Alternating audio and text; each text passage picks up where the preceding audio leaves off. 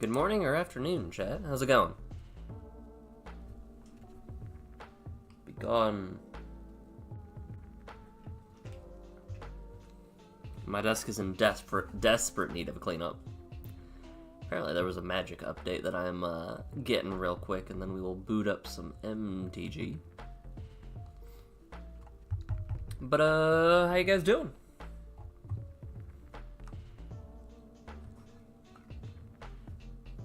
I apologize for the lack of stream on Friday. I was really not feeling well that morning, and then definitely overslept.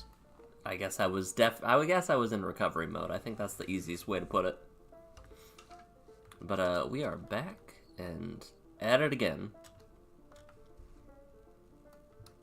And let me see where we were at specifically. Because we were definitely over halfway now. We unlocked rares and we were on the move. Change my graphics. Put it over here.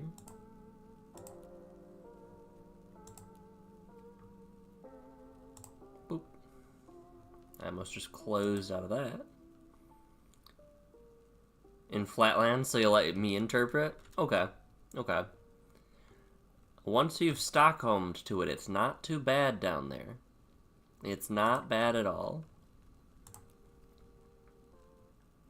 The game lied to me. There we go. So we were level 29. We were technically over halfway there, because we're going to see how it feels when we get to Mythics. I'm going to tinker around with how we do the metrics on this, I'm pretty sure. Because when you get to some decks like this, I feel like getting to 30 is good enough. But we will continue out with our previously established metrics, at least for a little bit.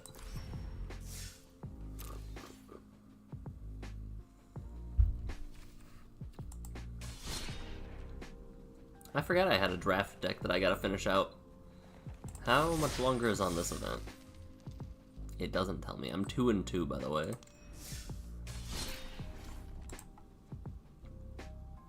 But we can just get into some Lulu.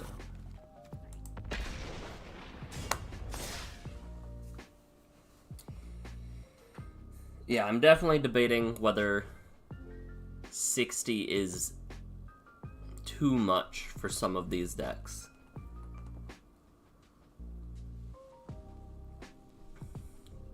You still shout explicitives when GPS informs you you entered Ohio? It's fine. I had a, I was conditioned by a sleeper agent. My pastor growing up was from Ohio, so maybe that's why I think it's not as bad. We cannot keep this. This is better. We got one of our rares that we put in last game.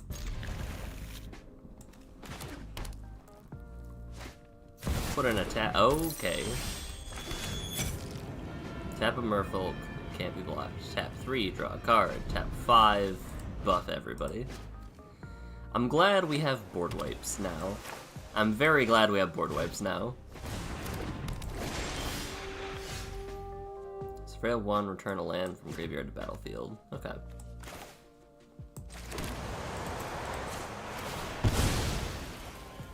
We're gonna grab a... I don't think they have land destruction, so we'll grab a white source. Just so we can do some of our double white stuff in future turns.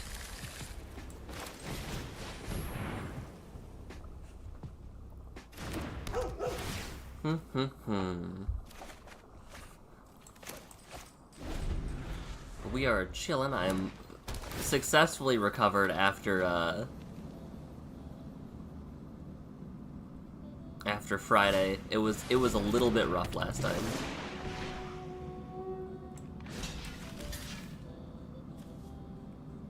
Surveil 1. That's not exploring. Yeah. But I still think we don't let them even try.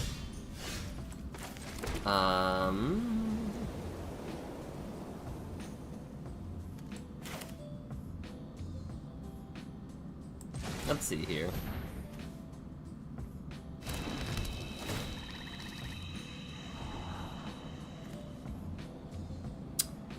I mean, we're trying to get to 5, but I don't know if I like... We're committing too many resources, it feels like, to be able to do either of these.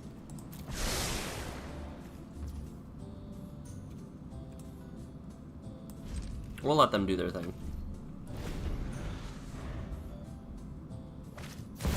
You find it unnerving that you can see the horizon? Crazy, huh? We're gonna flash this in.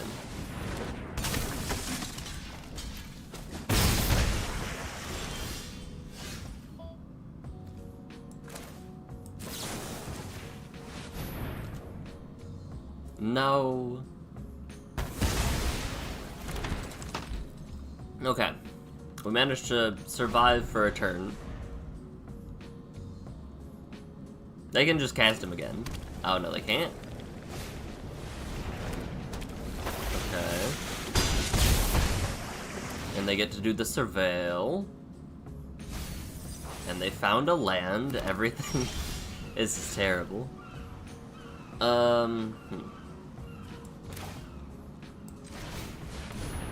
Let's play a Visionary and see. I don't... Yeah, I was gonna say, I don't think this is a counterable thing. Aw, man. That's fine.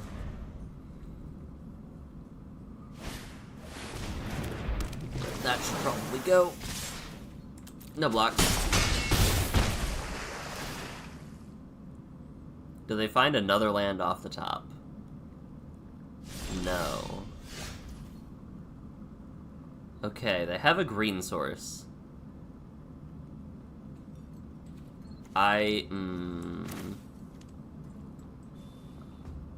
We can Tatiova.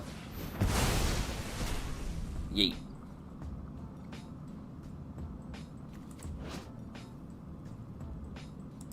And then we can... Fairy Guide Mother, hold up. It's getting to the point where we need our board wipe, and that's how we're getting out of this.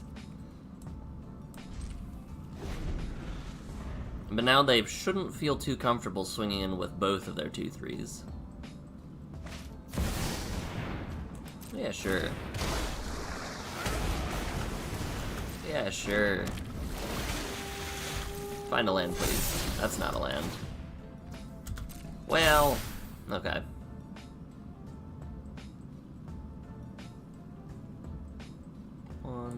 They can tap all of their merfolk to buff.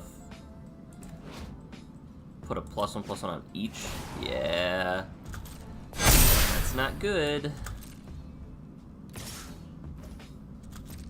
Okay.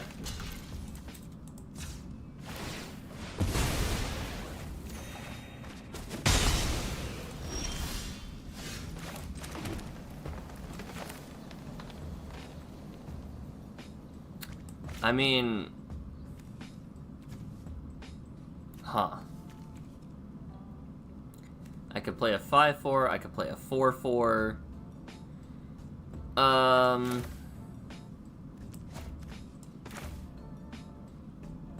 I think I just need to see as many cards as possible. They're gonna hold up the make disappear now. No attacks. I think we're just losing.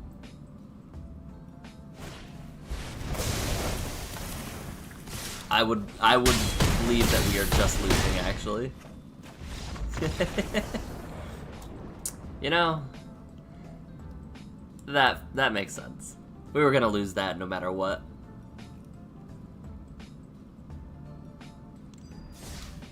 Rental place gave you a Ford tank to drive. Nice. It really is crazy, like, some of the cars that exist.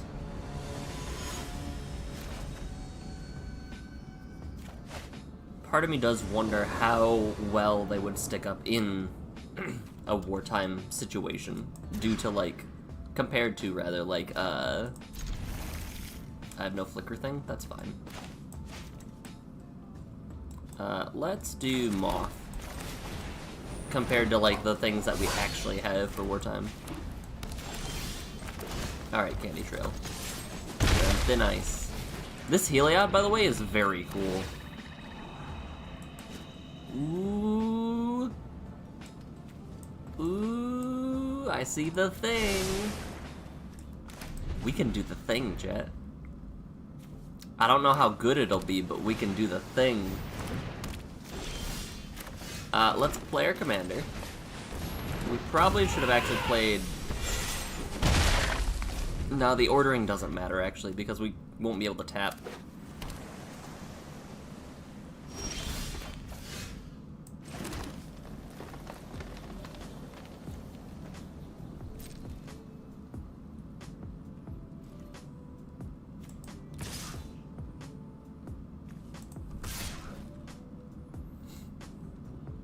They probably have something to flash with, right?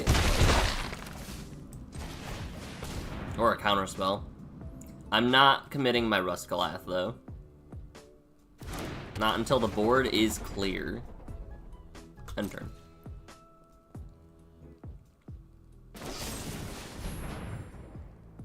I will allow it, opponent. Back to command zone with you. Are they gonna sack my... Wow! They must not be hurting for lands. Wartime arsenal and vehicles are made by the lowest bidder. We have a fancy phrase for it, though. Military grade. Methinks...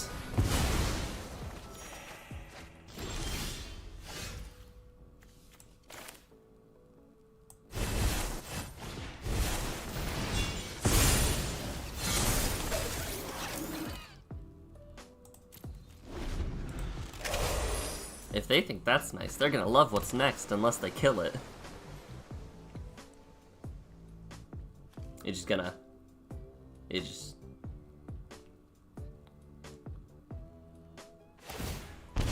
Yeah, that makes sense.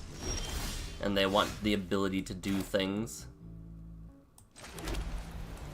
Well, let's bait out a counterspell. Hold on. Move to combat. Swing.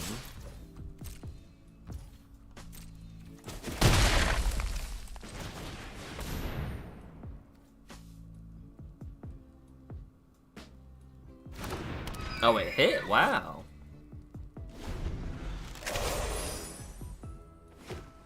Okay.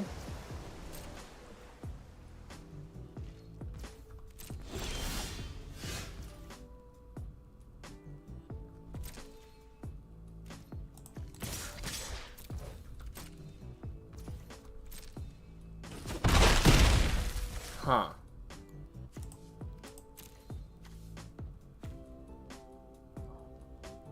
I think I'm just gonna keep not doing anything. Right? Like... Choose an opponent. At the beginning of that player's next end step, draw a card if they didn't attack, otherwise make a bunch of attacks. Okay. That's fine.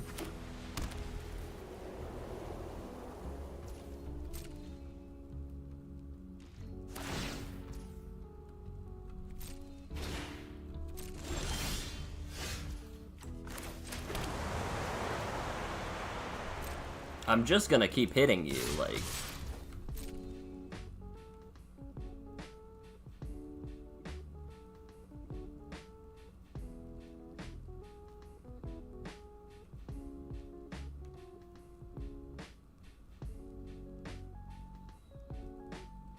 What you thinking?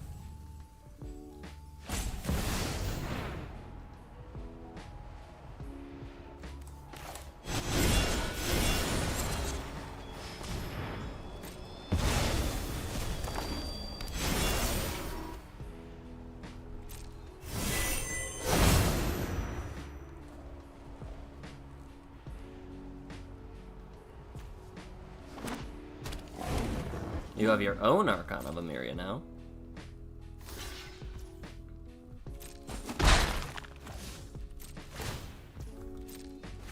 Yeah, Heliod's tricky. This Heliod is such a cool brew, because spells you cost cast 1 less to cast for each card your opponents have drawn this turn at flash speed. Heliod's sick. Okay. That's your 1 spell opponent. How do you feel?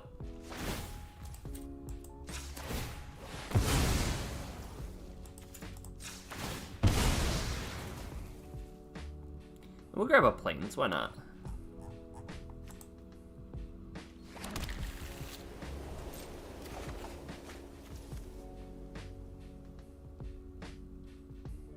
What else we got?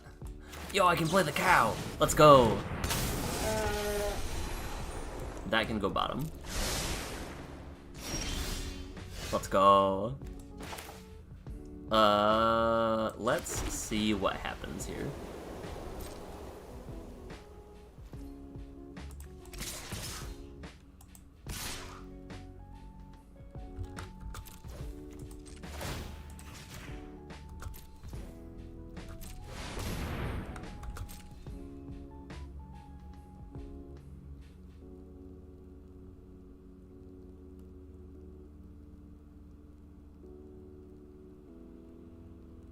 The double Archon probably sucks for them. Let's go, Kyle. How's it going?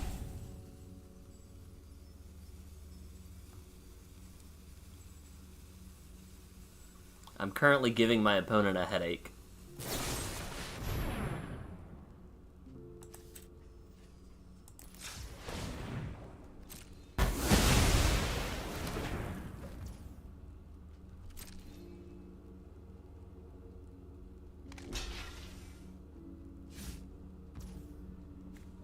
Four, five, six.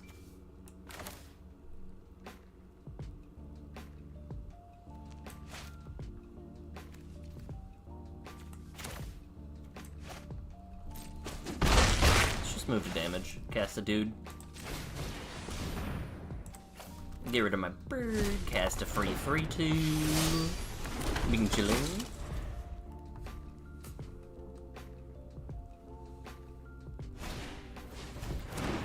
So they can tap my dude, but I can tap their dudes. But they have so many cards in hand, and... Okay. Well, I thought about it. Thinking about doing some stuff.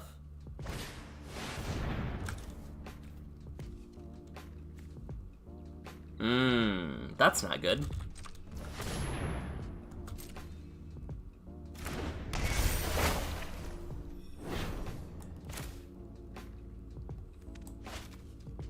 So we'll tap...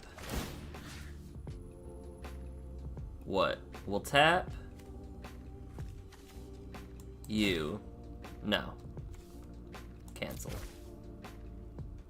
We'll tap down you. And pay. And then we'll deal 5 damage to you. And pay.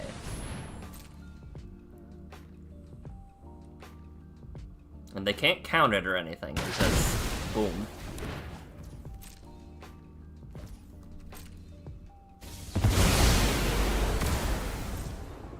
And we draw a land. Each player returns 2 lands. So, technically playing this land will get me to my commander quicker. And they have to block here, so they can't keep my boy tapped down.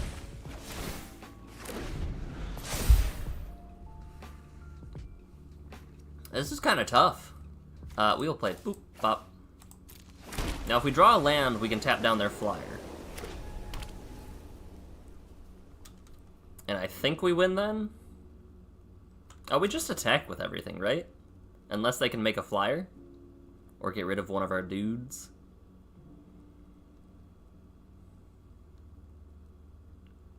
Man, this is an interesting situation. Let's go land.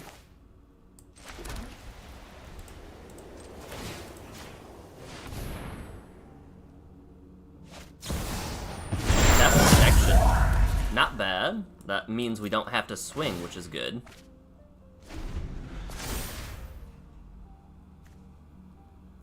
Oh, it's a reflexive trigger. That makes sense. 1, 2. Yeah, buddy. We managed to live through a fall of the Thran at instant speed. We'll boost our deck up by 1, up to the big 3-0. And Kyle, did you see, by the way, and also Grish, that, like, at 2 a.m. or something like that, we just got random Monster Hunter videos? It's not, like, anything game-breaking from what I saw, but I think they posted some for some of the weapons, if not all of them. Because I saw when they put out the Greatsword one, the focus attack, and then basic controls. Man, that feels good. That Heliod is a very strong commander.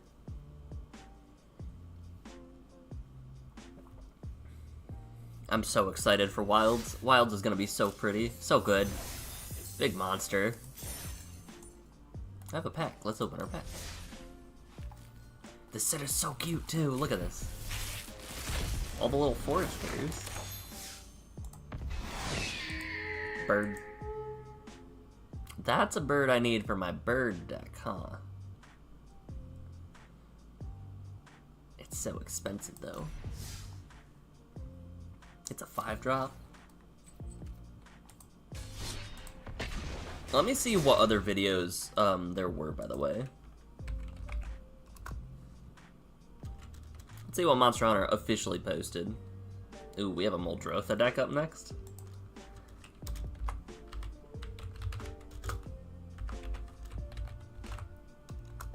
This is almost a good hand. Total power 4 or less. We can make them sacrifice their Muldrotha.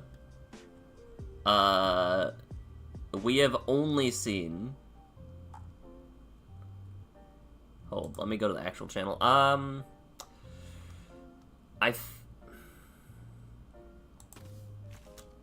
We don't do anything. We have to mulligan. This is better. We'll keep the 7. And pass. Let's see what videos they posted. Okay, so they've just posted those 3. The one about the Greatsword, focus mode, basic mechanics. I'm sure there's probably something on their website too.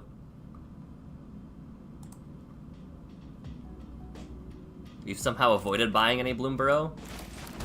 That's kind of impressive. Do we play the dog or do we get a plains? I think we get a plains.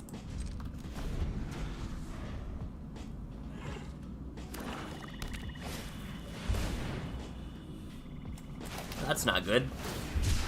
That seems like a bad thing. Cycle this, get a basic plains. And now we can play our commander. Ah, yeah. I'm debating going white. Do you care about any of those? Culling Ritual, that's pretty good. Obsessive Stitcher isn't bad. They chose not to get any of them.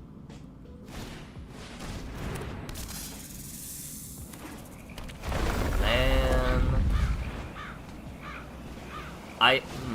With Whirler Virtuoso, though, I think we go on the power of green.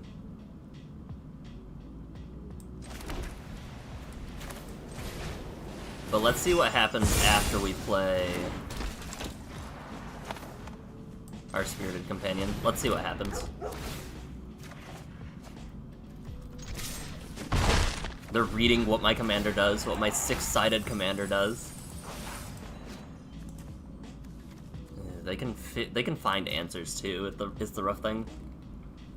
Too busy to go anywhere, and the shop was super busy when you tried. I'm happy I got my fish. I need more fish. I want 4 fish. It's just very peak as someone who grew up on Redwall. This set is amazing.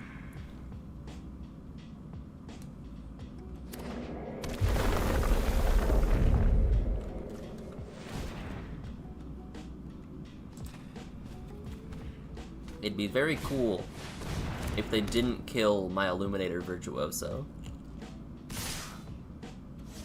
2, 4, 8.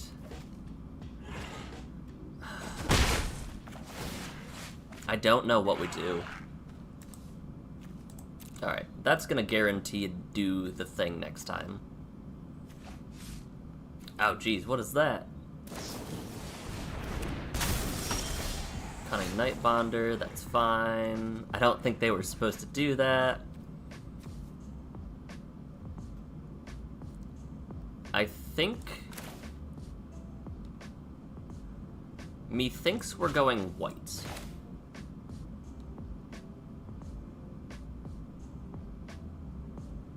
Well, hold on. Let me play this first. See what we draw. We can discard Llanowar Vision. No. Let's discard...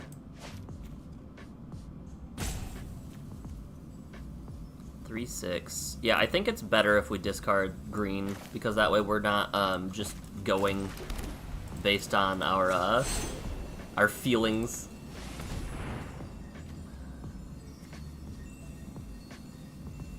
We're gonna drop the Visionary, though, because I forgot that this is a deck that definitely cares about land destruction sometimes. So we're not gonna do that. Set needed a redfish. I think it needed a legendary pair. A redfish, bluefish, one fish, two fish.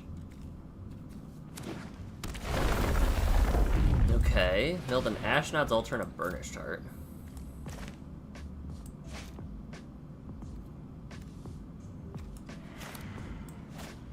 Let's see what they do here, because it could be bad, it could be very good. We'll see. I had to make sure that I didn't, like, discard our green land and then them play, like, a, oh, what's the word? It's the one that destroys one of each card type, basically. That's fine. Yes. No. They just get to draw a card for free here.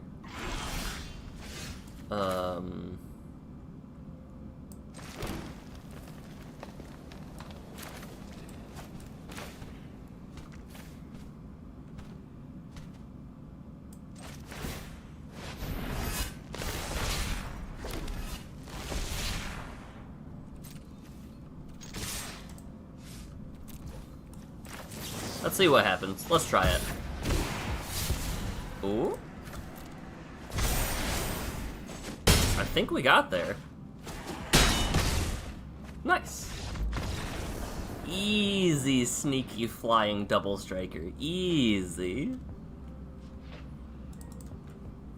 It feels like we are stabilizing, especially since we've gotten rares. I feel more confident in my deck, despite not having seen a single board wipe. But let's boost this up to 31. And then we'll boost our unspent points up to 3. We could get another rare. I don't know what rares we were considering, and I don't know what rares I'd want. Like, the easy choice is obviously just put in a Shockland. But we'll... Oh, jeez. Hello, Ulamog the Defiler. How do you do, colorless deck that wants to get rid of half of my library? Oh, this is so close to being a good hand, though. Oh, it's so close, but I just don't have... No, we can't. This is better.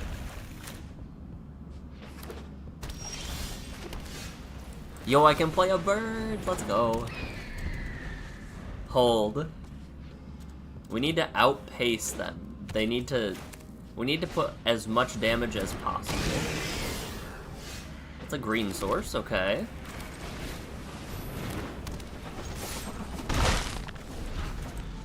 I think we just keep ramping. Colorless spells that are 7 or greater cost 1 less. So we need to stop that before they get to 6. Or deal with... Oh, jeez. We're gonna attack attacks or dies, seek an Urza's land.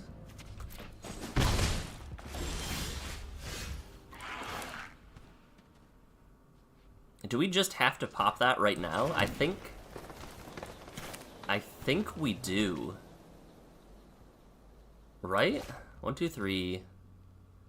They get an Urza's land on attack. What if we ignore it? What happens then? 3 up to 4. We can Dauntless Unity. If that happens, they just have Tron online? But what's the scariest thing that happens? I'm not tempting it. Nope, you can have your human. We're not giving you 4 damage plus Tron on attack. Next turn we can do Lulu and start putting some damage on board, maybe?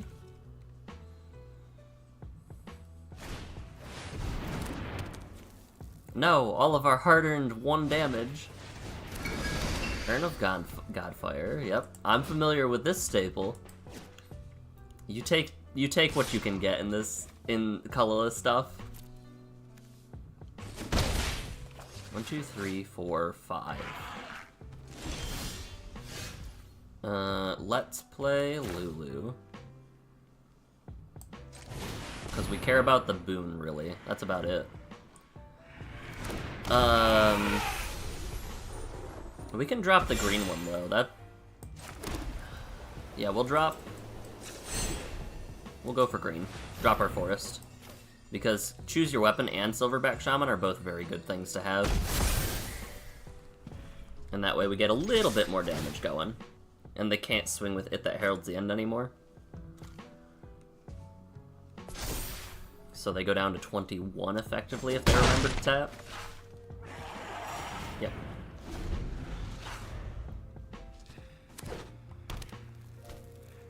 Do we run into a... Okay, that's just Burnished Heart. 3, 6, 7, 8, 9. So we need to... Do we win? Hold.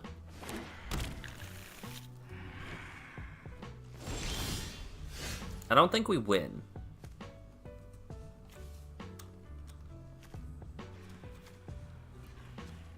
But cast Ulamog. I dare you, I think.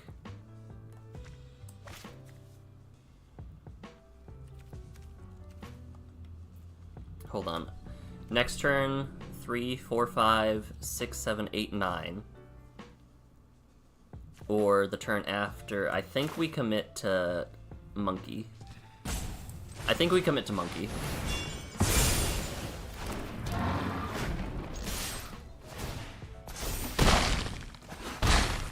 I think we make it impossible for Ulamog to do things.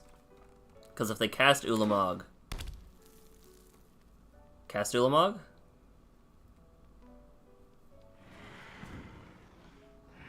They're thinking about my monkey.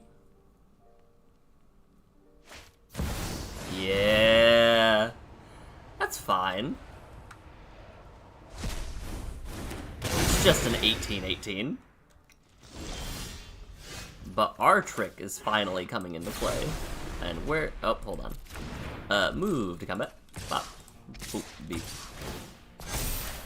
Then we'll do this. And then we'll, win. They considered getting rid of Monkey, I think. And it was, their downfall that they did not. Monkey prevailed over a giant flying spaghetti monster once more. Alright, now with 4 points, I'm definitely considering spending some. Nobody respects the flying ape.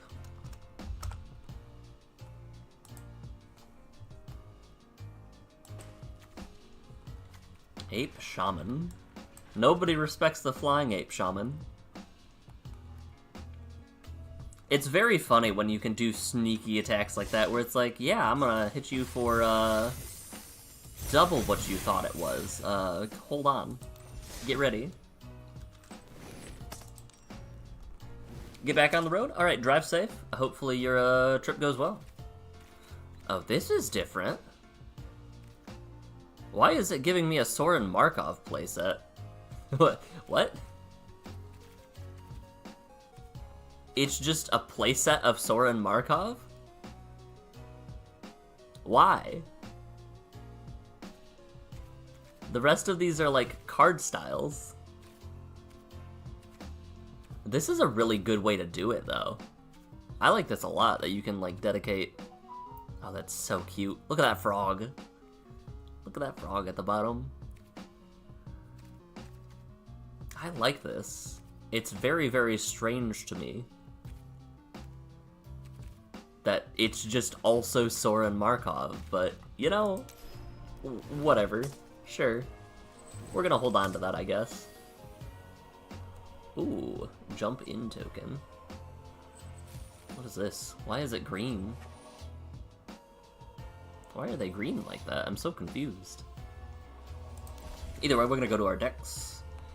That orb's gonna yell at me for a little bit because I'm saving. Discard deck. I don't know what I was doing. It's fine. It's fine. Oh, we do have access to Bloomborough rares now, actually. Let's do rares and uncommons and see what there be. Another board wipe. Nice. I forgot we can give people fishes. Gift a tapped fish. Alright, let's see what we got. Let's also change it to stuff that we don't have, too. Because there's gotta be some stuff that's good. You and permanents you control gain hexproof. If a gift was promised, they also gain indestructible.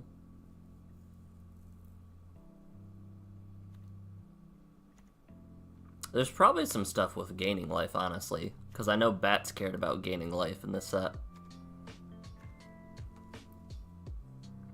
Bats, birds, or mice enter, scry 1. Tokens enter, that's not quite what I'm doing. Like, look at this card, it's just so cute. Turn 2 creature cards, each with mana value 2 or less from graveyard to play. If gifts was promised, 3 are instead. That seems good in like a reanimator package. Make 3 rabbits with the card Hop to it. Mouse Trapper. I'm not here to hurt you, but I will stop you from hurting others. Look at this card. It's called a Shrike Force. It's so good. That actually though, flying Double Strike Vigilance in the green package seems very... No, we're gonna put it over here so that we don't like accidentally forget about it. Salvation Swan. Or another bird enters. Ooh. Small mouse characters. It's so good. Look at that little dude. I've trained every one of them in aerial maneuvers, talon strikes, and dive precisions. They are the top of my class, and they may surpass me one day. Quick Wing Master Flyer. We got the frogs. We got the bunnies.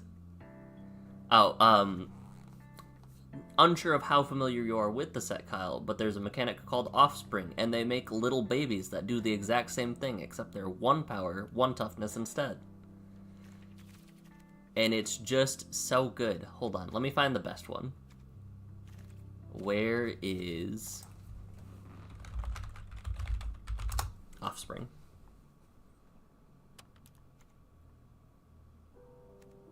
It's not that one. It's not that one. Look at him! Look at the little one on the right. It's so good. Little baby possum druid. It's so good. The baby squirrels are also good. But man, that token. I have it in paper and it is by far my favorite. One of my favorite tokens from the set. It's just a little guy. Alright, we can get rid of the offspring search, and now, keep looking. What else? There were some crazy things. If you gained or lost life, look at the top 4. You may reveal a creature or land. That one... The one that finds my creatures seems good, but also niche. Whenever another creature you control with power 2 or less enters, put 2 +1/+1s on that creature. Hold on, I gotta sneeze.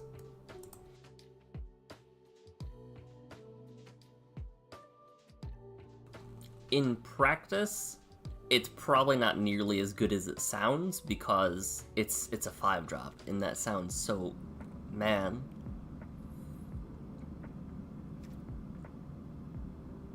Let's see. The Forg.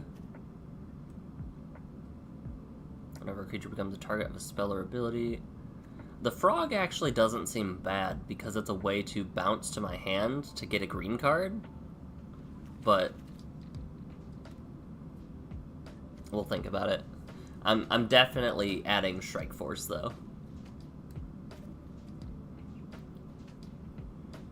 Target attacking creature gets a buff and trample.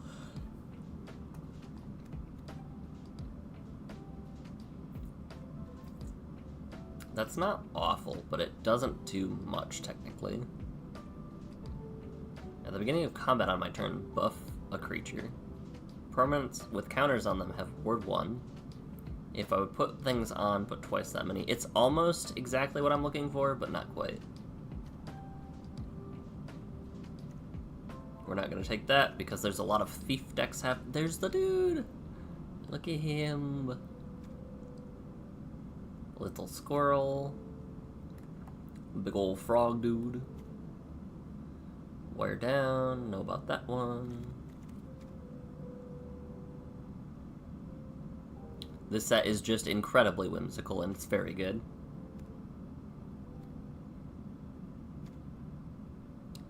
If a gift was promised to destroy an artifact or enchantment, creatures you control get +2/+2.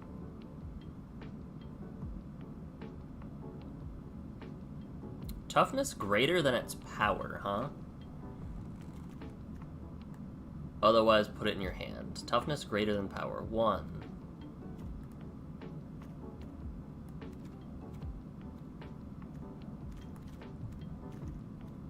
2, 3, 4. Many of my little guys do not. 5, 6 technically if it says creature. Yeah. 7. Let's see what else we got. 8.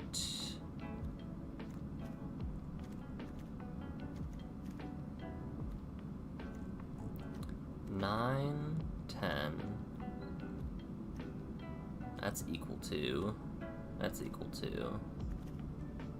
Just 10 does not seem worth.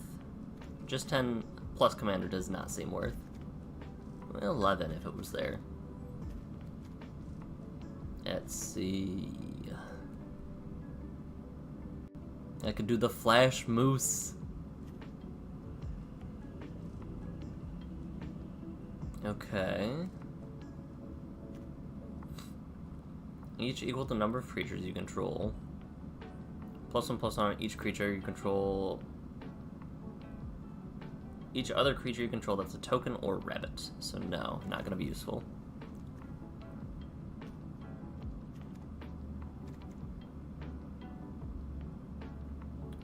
Bump a creature and make it an artifact.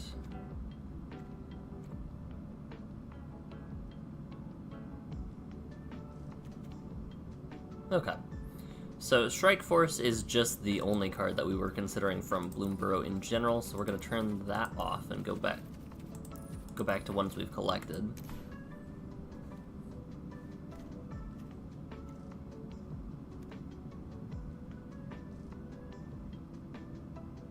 How do we feel about Ephemerate?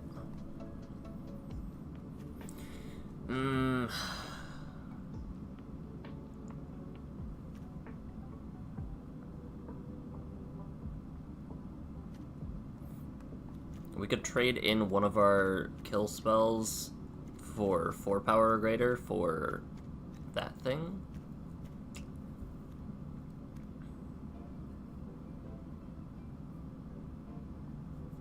Choose a creature with the least toughness and bump it.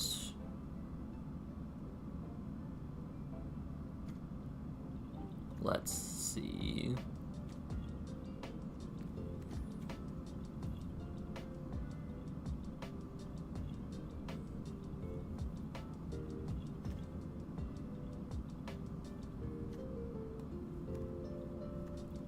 Let us see here.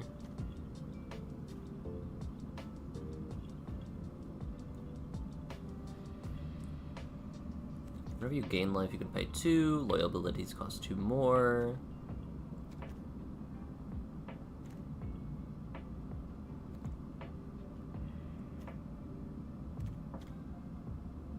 Let's think about it. I'm not seeing too much that I was like, yeah, this one for sure belongs.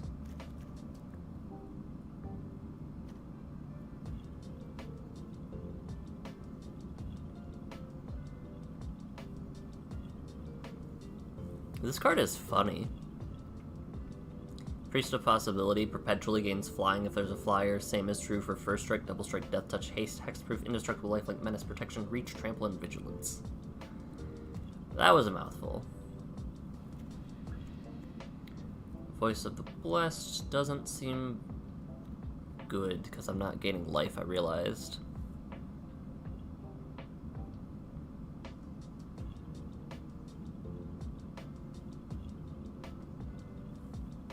This seems okay-ish. Boromir. If no mana was spent to cast it, counter it, sack it. Indestructible, the ring tempts you. I have an idea.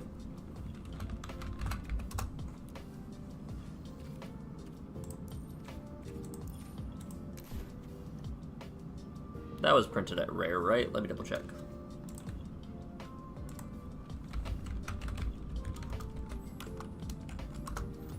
Let's see. Yes, that was printed at rare, which means it is something we can use. What about heroic, though? How do we feel about heroic?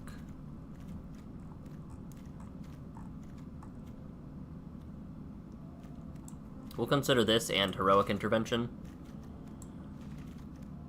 Because we can only bring one of the two in unless we make cuts of actual stuff. Heroic's cheaper and it gives us access to green. To more discard. Which with Strike Force we want. I think that is better. I for sure want Strike Force, so we're gonna just craft it up right now. But let's see.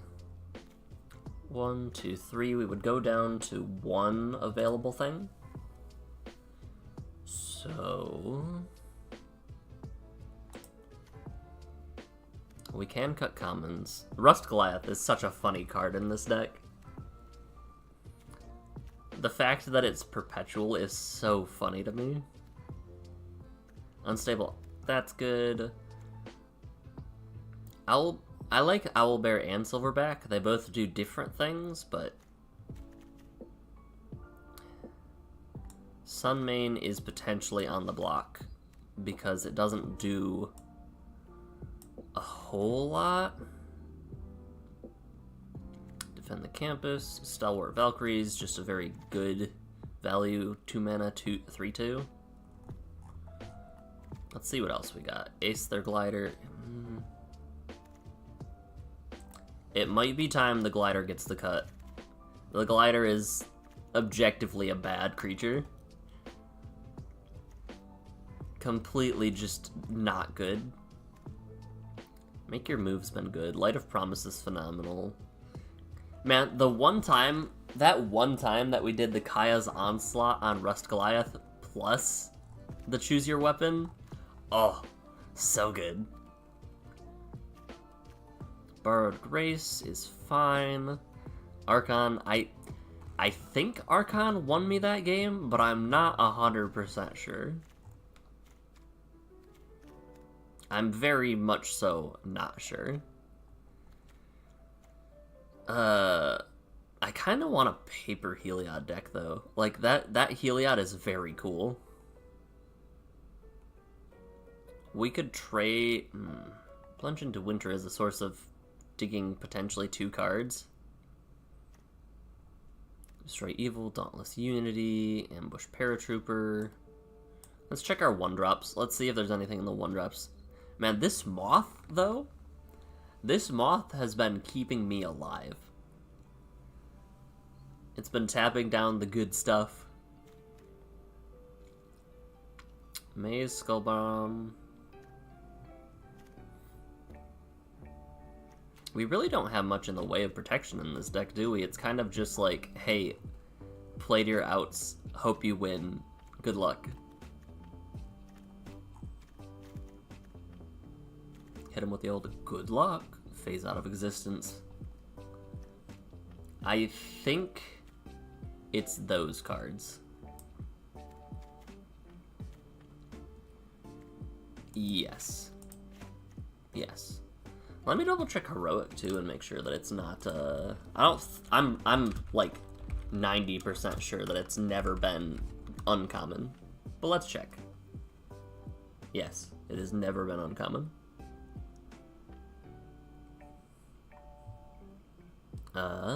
Then let's make some edits, change our stuff back around so we have 1 unspent point. And we are good to go.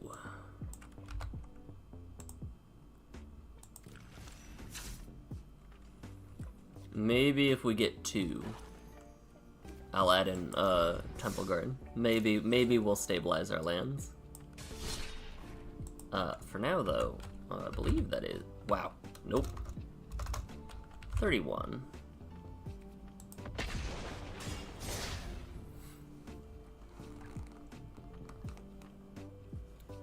Magic is such an interesting game because, like, you can put so much love and care into a deck, or you can just say, haha, deck, go burr, and win. And the brews are very cool. There's so many cool things that you can do.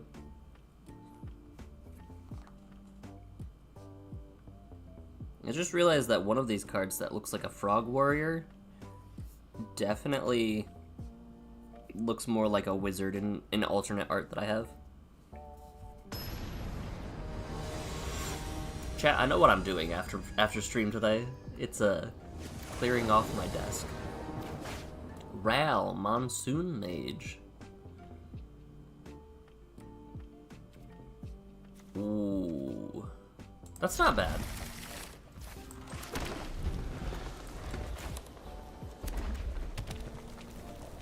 Let's see what happens if we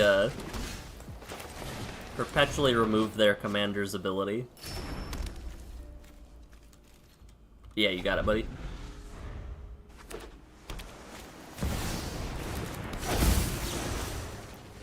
I'll do whatever it takes. Let's see how they feel about that. Take action, grab a planes. Because their commander just has no abilities now. They have to lightning bolt it and put it back in the command zone or something.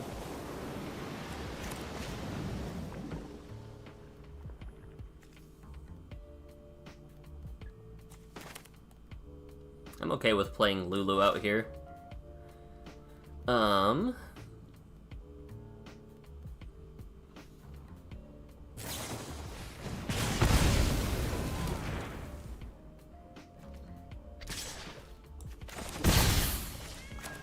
Getting it countered, playing another flyer maybe.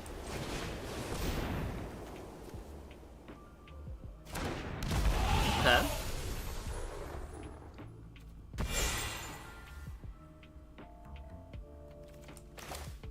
I'll give my dog flying. I think we'll just do that. It'll be fine if they pop Lulu, we'll just recast, get another flyer out there.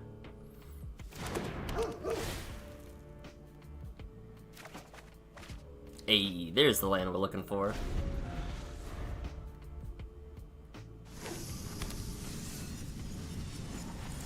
They could have removed my dog.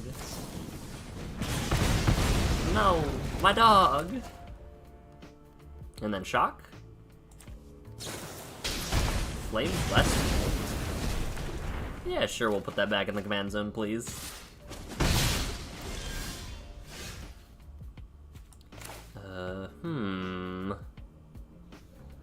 Given that that is the case, let's do this. And this? I think we can play Lulu. What is that? You don't lose red mana. No thank you, we're good. Each opponent and each creature they control? Hold, let me check that again. Whenever you cast or copy, draw, discard, then draw. If it's the second time, 2 damage to each opponent and each creature. That's not good.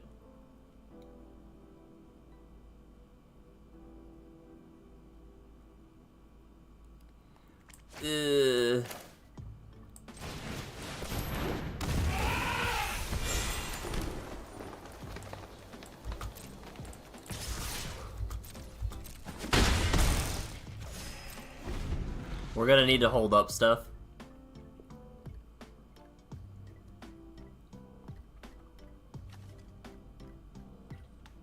Because Ashling is kind of good. Especially into my board of little dudes. Okay. Unfortunately not how that works unless they put it back in the command zone. Which they did not. Perpetual sucks, by the way. Oops. Just need one big breakthrough. Perpetual sucks when it's on your commander like that. Okay. That's fine. I don't... They didn't attack. Interesting.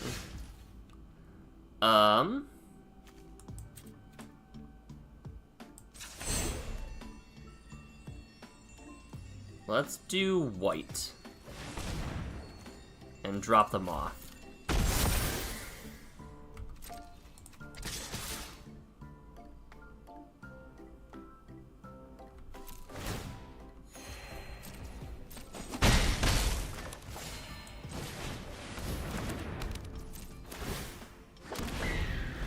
And now we have stuff to block Ashling. Which I think we will. Damage to an opponent, yeah. Okay.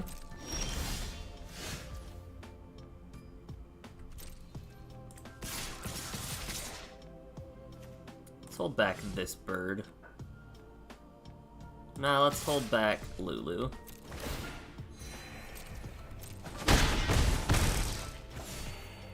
And pass. Okay. I think we're pulling ahead. Hello, Urabras.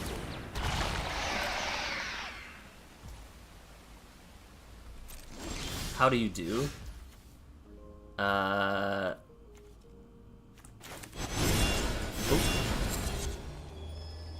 We'll give it to you. 2, 4, 6, 8, 9, 10, 11? Sure.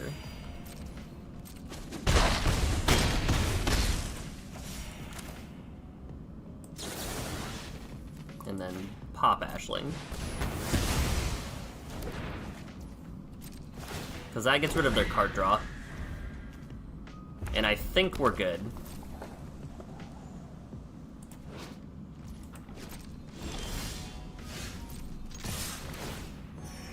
Yeah. Yeah. Yeah, sorry, Ral. Had to do it to him. I saw Perpetual in my hand, and I saw Ral line up perfectly with that curve, and I'm like, oh, man. For anybody who's curious about Perpetual effects, Perpetual on Arena is an effect that lets it happen for the rest of the game. If your commander is hit with a Perpetual effect, you can choose to scrub all Perpetual effects when it goes back to the command zone. So when they unsummoned Ral, they actually should have put it back into their command zone so that they could get rid of all Perpetual effects and then cast it the following turn. It is unfortunate that they either misclicked or didn't know how it worked. Yeah. Let's actually take our unspent points down to 0, because I'm gonna go put in that Temple Garden now. A forest plains seems good. I had to do it to him, though. Temple Garden. Yes. And we'll go down a forest.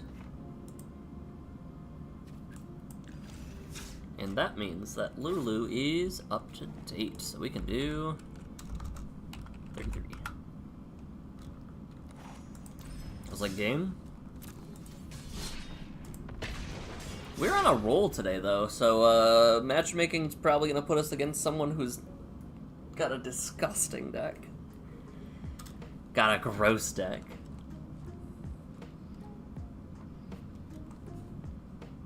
It's definitely...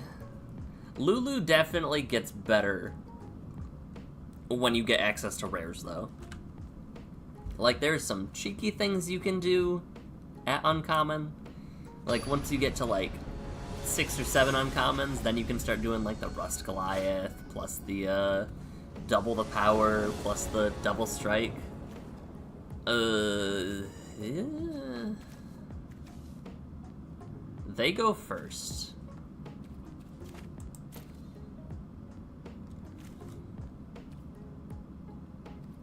I'm gonna keep this on the power of drawing a card with Skyscanner.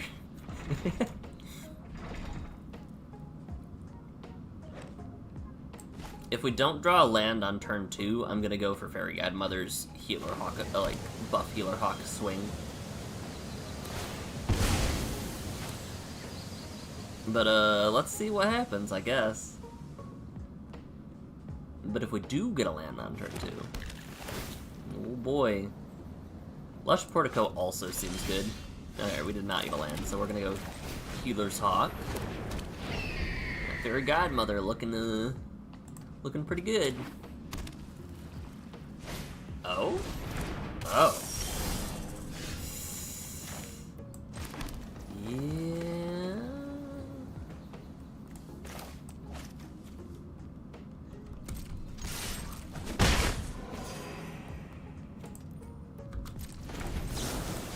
Boop.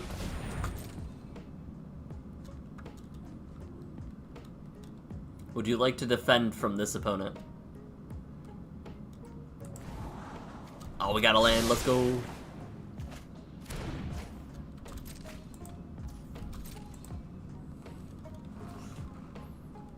I wanted to do that main phase so that they didn't, like, cast a 4-drop, or a 4-power creature.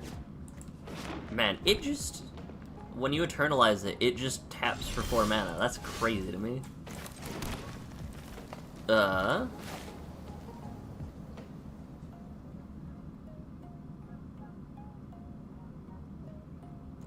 How do we feel about... Yeah, we'll tax them out. It'll be fine. Surely they won't kill this in any way, shape, or form. It's already gone. It's literally already gone. That lasted a total of 3 seconds.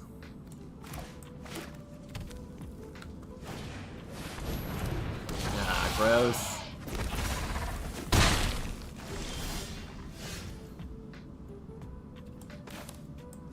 We need to draw land. It's so bad. Okay. It's not terrible. That might be a little bit too much. That might be a little bit too much, game. Decline to reveal. It could be anything on top. Probably not a creature, though, because I decided not to reveal it. Yeah, methinks we're, in trouble. What's better here, though? Do we tax the non-creature spells, or do we prevent a lot of damage? I think we go for damage prevention.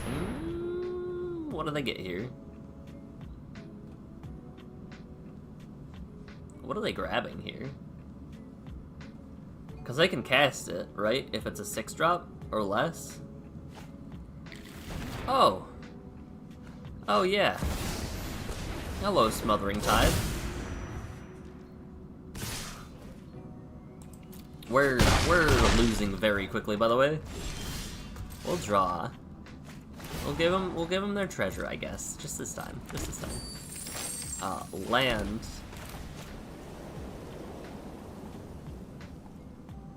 Do we do Lulu into discard a green card?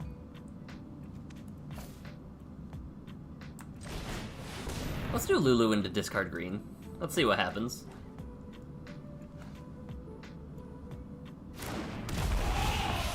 Oh, they just have use your removal now. No? Okay, I gotta wait until I activate. That's fine, I guess.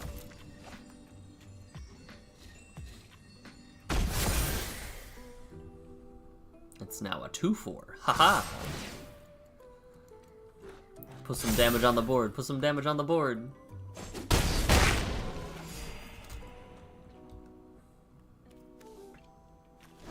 What's next? We can 2, 4, 6, 8, 10, 12, 13, 14. Assuming nothing went wrong, we could win in 2 turns. But that's a very tall ask. Hold on. 2, 4, 6, 8, 10, 12, 13, 14, 15, 16? Oh, no. Alright, no flyers, no board wipes. No flyers, no board wipes. That's fine. I wasn't gonna do that anyway. That's also fine, and I think if we mathed it correct, we win? Maybe? Maybe. No blocks. Down to 15. 2, 4, 6. We need a land. That's not a land, so we cannot afford to pay. But buff.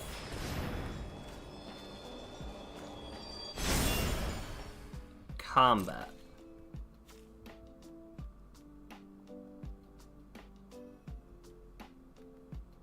Attack.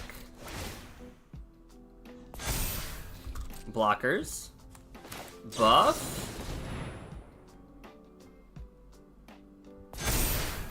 5, 10, 16. Hold. Yeah, buddy! We managed to eke out a win against the Dino deck. Just barely.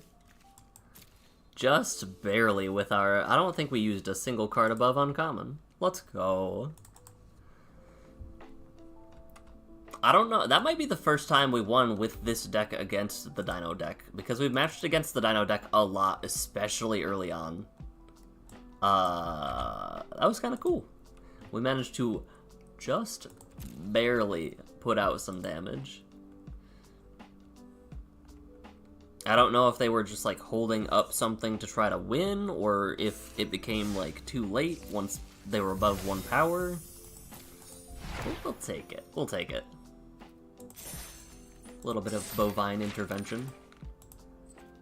Get rid of that. Go for some more levels. Let's go. Woo. Okay. What's our game plan? What is my game plan? I've been playing a lot of First Descendant and kind of have it on the brain. Oh, I need to take all of these cards out of these sleeves because they are my my sleeves I use for draft. Little Mimikyu sleeves. It's very aesthetic, but these sleeves that come in these Pokemon bundles do not last particularly long. I think they last maybe 5 or 6 uses before there's any form of decay. But that is a good first step that I can do, is to start doing that. I go first. I have plane cycling. Okay, this is not bad, actually. Who's their commander? Other dragons have Ward 2. If a creature or planeswalker was dealt excess damage this turn, make a 4/4. Oh no. I feel like they'll be dealing a lot of excess damage. Just a hunch. Esper Sentinel, that's fine.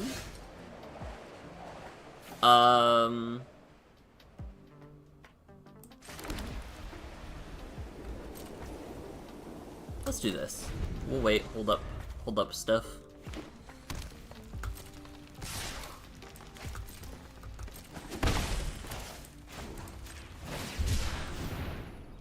Put the dragon in the bin, pull out the Temple Garden.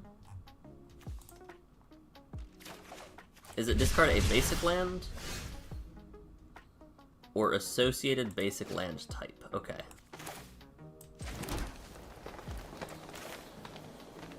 We don't really have anything that we can do if we play Lulu, so let's try to find a critter. We will pay the 1. I mean, it is a creature, technically. And then I guess we'll keep up.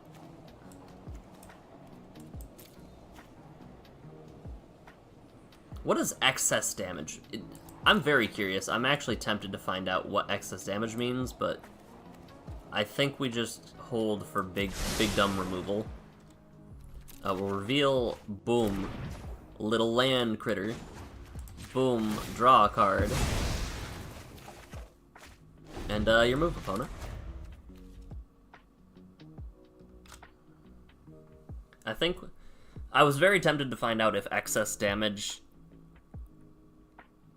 didn't need the creature to die, actually. Up to 3. How dare you?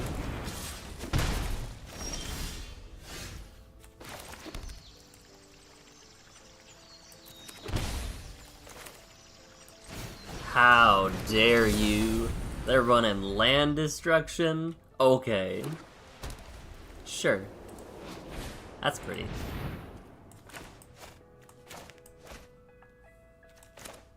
My goal is to make this as painful as possible for them. Rith. Man, they've got lands, huh? Full art snow, planet land. You will rue the day, opponent. We'll pay the 1. Yes. You're not getting cards from me. No attacks. Enter. You will rue the day. Ooh, buddy. Oh, buddy. No. You can have your land this time. They're just running land destruction. That's crazy. No, we're gonna draw more lands.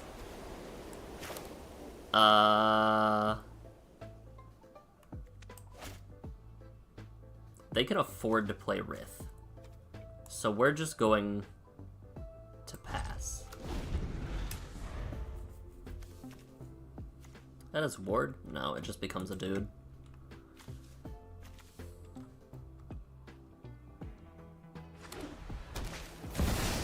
Yeah, that makes sense.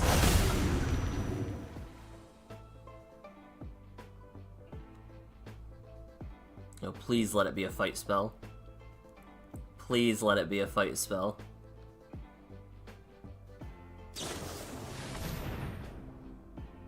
Yeah. Nope. Yep.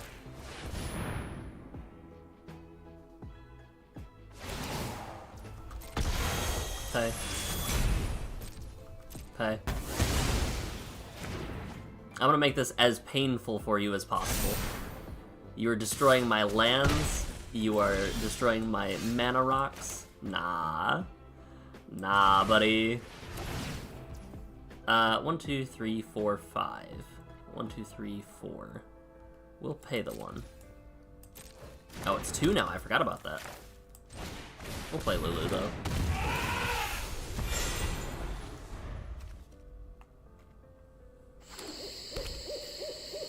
The issue is they keep drawing lands.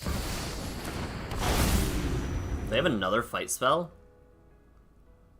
I'm not surprised if they do, but... Okay, okay.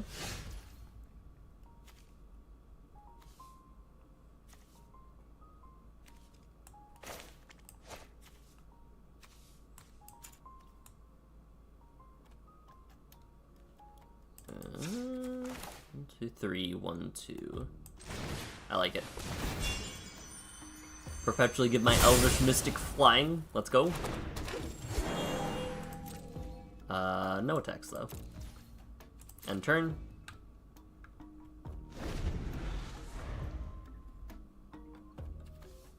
I think we're losing something here. I think they have heroic intervention. Yeah.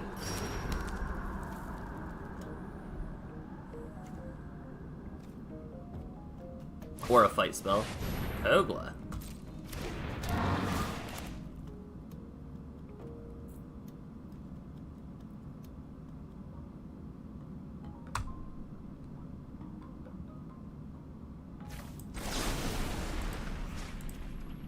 Yes.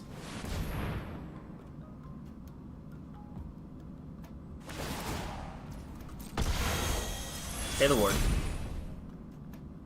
Do they have heroic? They do not. Okay. I don't think we beat what they're doing, though. Because we're just not drawing stuff that we need. Lulu back to the command zone.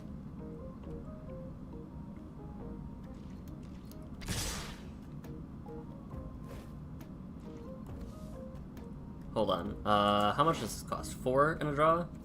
1, 2. No blocks.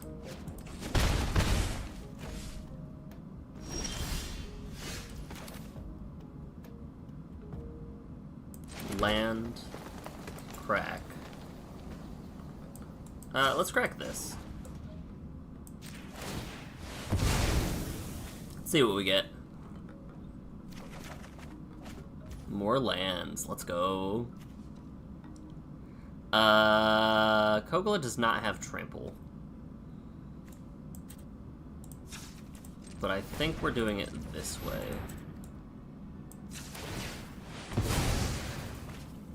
And we'll just grab another white source. We need a board wipe is what we need. They've shown that they don't have the trample or the heroic though. Otherwise they would have saved them there. Oh. Yeah, that's good. We need an out very quickly, huh? Jaxus is the other one. Okay. So we're just gonna chump that, you know, as one does.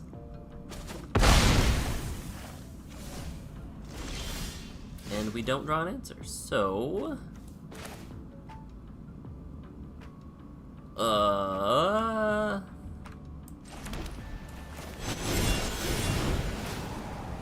That's gonna be on lockdown. Which is fine with me. Because we're just looking for one more draw. If our one more draw is like a farewell or something, that would be super cool. Yeah, sure.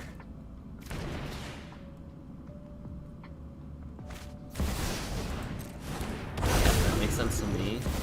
I haven't seen them have a single dragon, by the way. It's all just been fight spells and, like, big dumbs.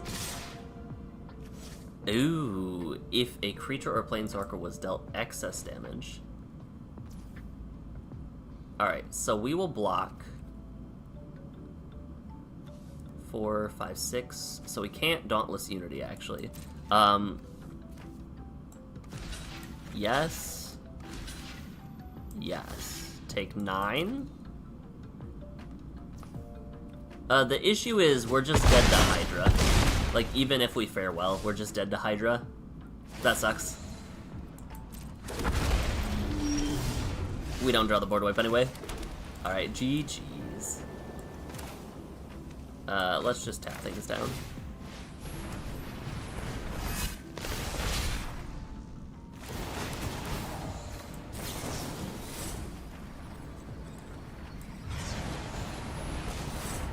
Oh.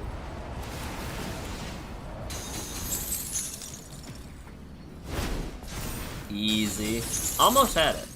Almost was able to stabilize, but big dumbs, very good. Very good big dumbs. Alrighty, they did get it from us. They had land destruction into land destruction into a lot of big power. A lot of big power on board. I don't know if I've played against Rith ever, though, so that's kind of cool. I like the deck idea, just pump out big dumb creatures, smack over. Vorinclex doesn't actually... I guess Vorinclex could work, actually, because technically with how Trample works, you could assign, like, 4 damage to this, and then the other 3 to this, and get your 4/4 on the end step. So it's not awful. It's actually kind of cool, if you know what you're doing.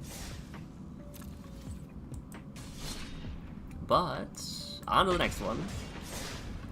You get to see a lot of cool brews when you see people, like, actually start to cook instead of go with, generic good stuff go.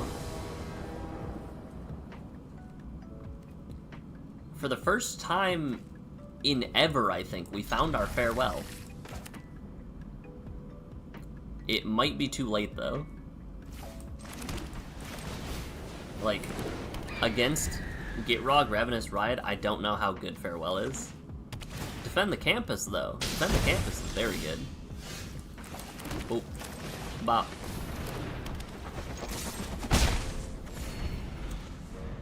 Land would be nice. Swifties. I think we still aim for a land. A land would be nice. Not quite, but close. A land would be nice. Ooh. Entrance Restoration, in my opinion, has become my favorite 3-mana get lands spell. A land would be nice.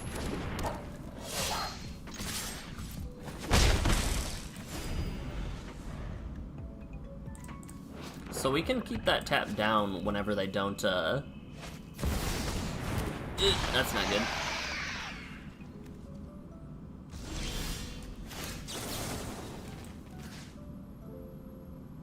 Pop.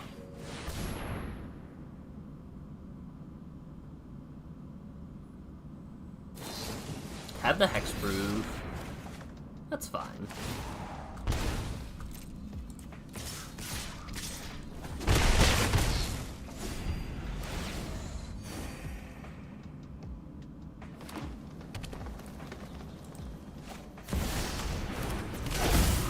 What's the play here? That's the issue. Oh, they didn't choose to saddle. Interesting.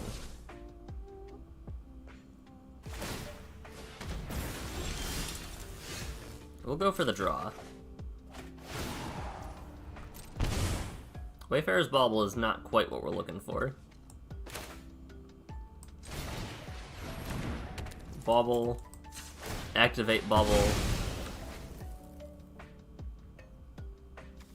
Grab a Plains, please. And play Elf. No attacks. We're so cooked. We're gonna exile so many of our creatures just to get rid of theirs. Oh, jeez.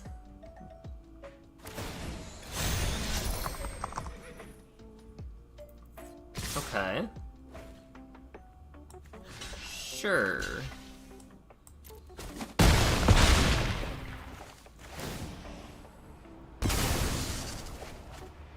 This is gonna be so bad. It's gonna be so bad. It's fine. We'll play the Glyph Bridge, actually.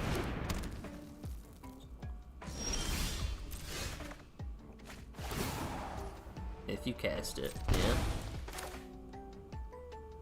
So we'll play the Glyph Bridge. We're gonna choose our Heya.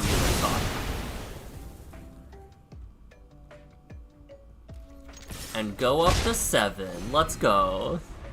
If they have creature, I guess Saddle doesn't actually buff it, huh? Craft with artifact? Do I have an artifact? I do. I don't have the lands to do anything, though. We got rid of half of our mana. Okay. We're just dead. We're just completely dead. That was not quite how I wanted the game to go. Okay. I see you. Yeah, we're completely dead. Again. We don't have anything that we can do. Yep, no blocks. Easy. They just kind of held forward the entire game. They're like, yep, ramp, yep, protection, yep, sack this, draw 2 cards, easy. And I'm like, I'm fighting for my life out here. That's how it goes sometimes, luck of the draw and all.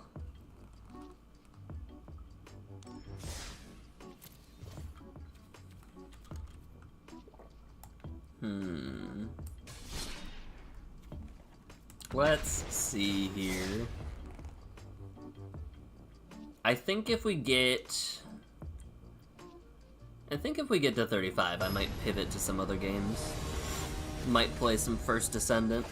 Might play some... I got some itches of games to play. Healer's Hawk.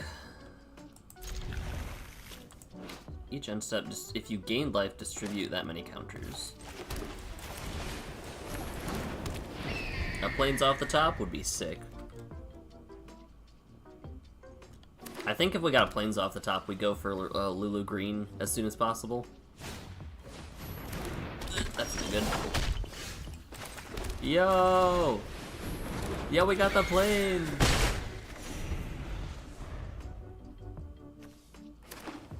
So we go Lulu, we go...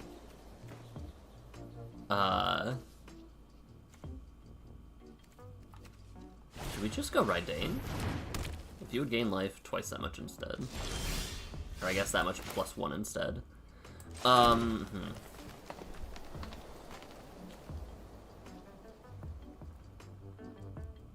Whenever you gain, buff a thing, is the other part.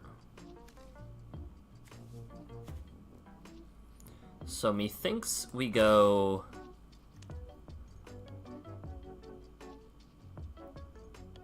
What's the play? I think it's Raidane.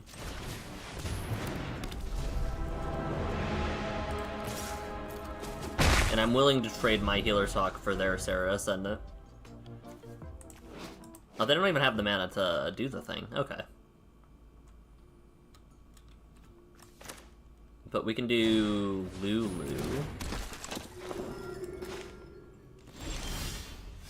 Oh, yeah, sick. We can do this. Into this. Into this. Because oh, we can do this. Because Sky Scanner. But next turn we just do Lulu into discard Silverback. And we're good to go. They missed 1 land drop, I think? They must have, right? Yeah.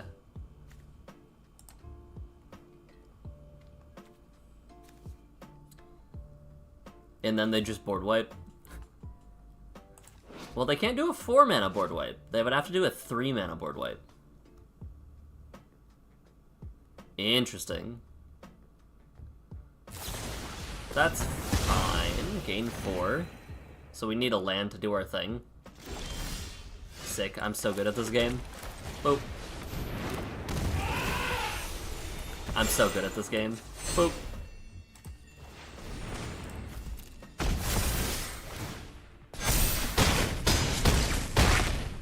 Your move, opponent. What say you? Land off the top. Let's go. What a crazy 1, 2, 3, 4, 5 curve. Like that Arcane Signet was incredibly useful. Okay, okay. Boop. Bottom both of those, please. But let's do it. Down to 3. It did save their life.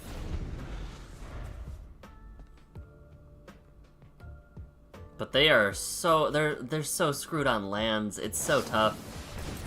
Sorry, opponent. I'm just gonna swing as fast as possible. Yep. You hate to see it happen, but it's a little bit less bad when it's you.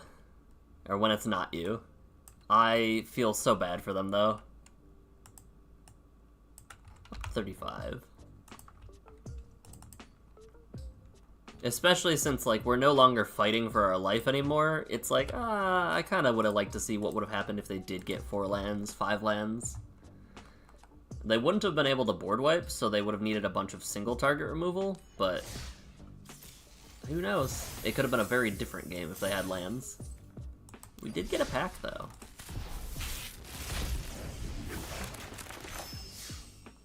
Crab. Crab. And a rare. Let's go. When it enters, bounce a thing. Rat Wizard. It's very interesting to see a Dimir colored, a blue-black colored rat that is not, like, bad. It's kind of revitalizing, honestly. Path of Cliff of Heroes is rife with bandits, expertly camouflaged in the dense flora. Early Winter is probably one of my favorite arts from the set, too. Like, it just looks so good. But let's go 2 more. Let's go 2 more before we pivot to something. Let's rename our stream.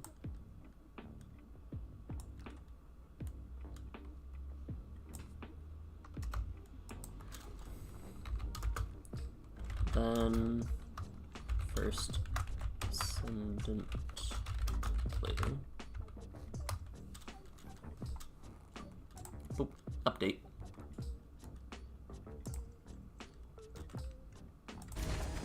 Who are we playing against? Abomination of Llanowar. The art on that card is wild, by the way. Not bad. We can set up some scries. I like this. Like, look at the art on that card. Run, screamed its living mouths. Come, cried its dead ones. What a wild card. Do you have a Llanowar elf right away? Adventurous Impulse. Okay. Reveal a creature or land card. That's not good. Well, let's set up our scries, find some lands. None of those are lands. One of them is a Shrike Force.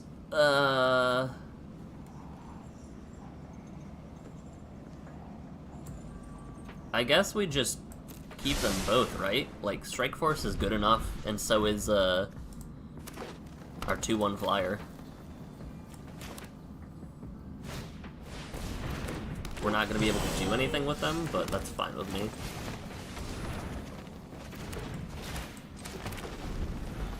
Just set up some land plays, accelerate above them, and hopefully get a land? please? Please, game? We could do Candy Trail if need be, too. Coco. It's pretty good. What do they grab?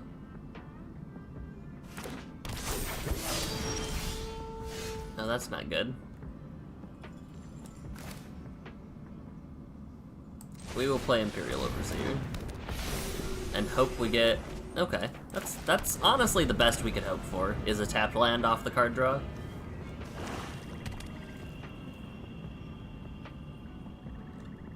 Alright, I have an idea. That's a 2-2, right? Ooh, I have ideas.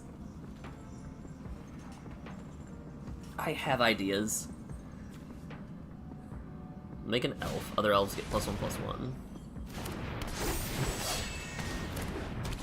I have a very disgusting idea, actually, and it needs to happen, like, now.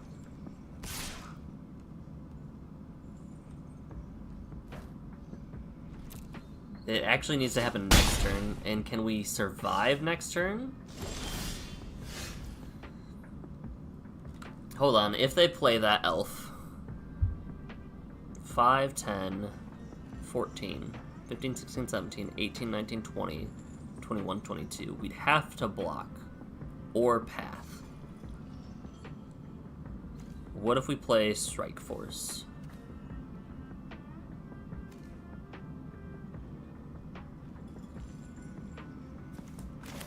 I think this is what we care about the least. So I think we play this Griffin. We want them to play Archdruid into Board Wipe. I think that's our play. Can you make an elf? Oh, you just can make an elf. That messes up my numbers. That messes up my numbers a little bit. That's not good. Play the Archdruid, please.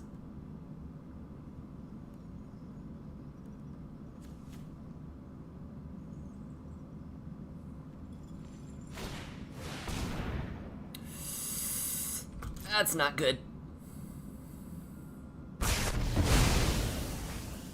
It's fine. It's fine. Crippling Fear, huh? We'll sacrifice this Candy Trail and hope we get something.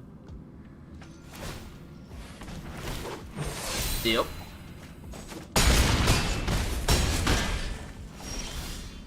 I think we just lose, right? Battle of Bywater. It doesn't get rid of the stuff that we need it to, though, which is terrible. They did a very good job in holding that in hand.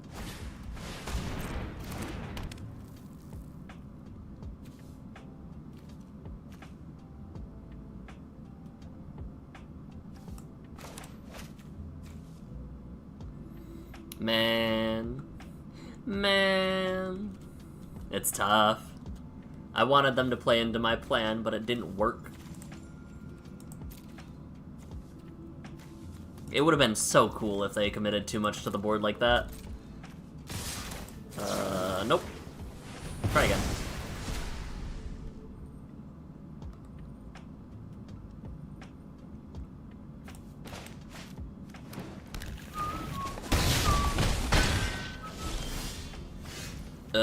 And then Rydane's backside seems pretty good here.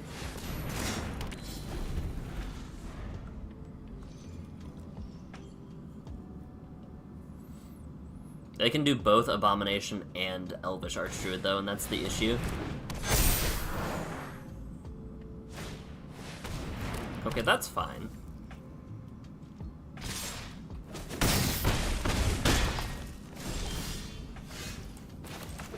Play Seal. Yeet.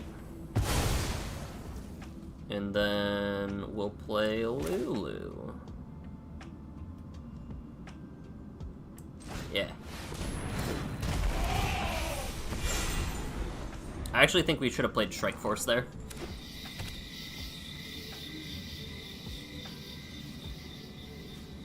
Because Strike Force would have given us, 6 power on attack next turn. What happens now? Yeah, that makes sense.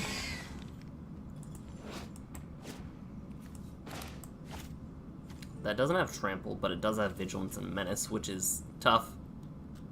And Vizier of the Menagerie. Oh, cool. Nope. Wait. Cancel.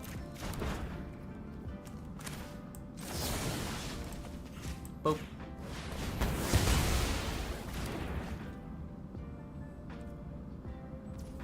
And then we play Locket, and then we discard green card?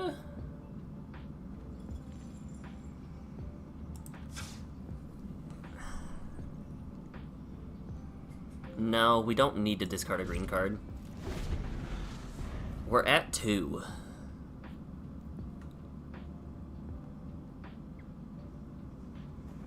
I don't think we can afford to discard Choose Your Weapon, because that, as it stands, is our way out. Okay, Herald's Horn.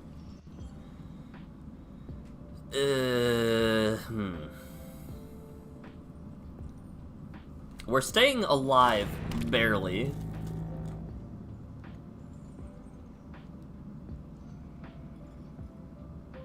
Do they just commit? Yeah, there's that again. Full swing. Yep, got them to swing.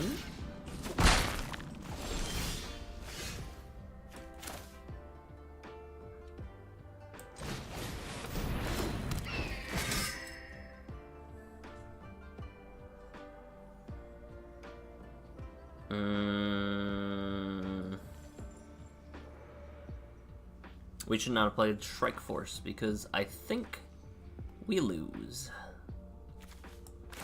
Let's see what we would have drawn if we didn't play Strike Force. If we had a 3-mana answer. No, we had a 5-mana answer, 2 cards down. Alright, good game. That's tough. Because now we just absolutely lose. It's Vigilant too? I keep forgetting that that's Vigilant. But yep, that is very lethal. No matter what happens. Really interesting. Okay.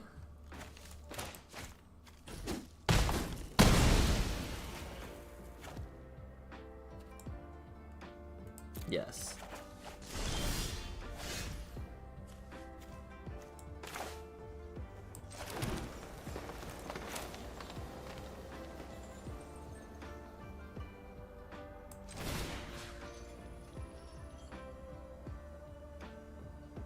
Five. 1, 2, 3, 4, 5.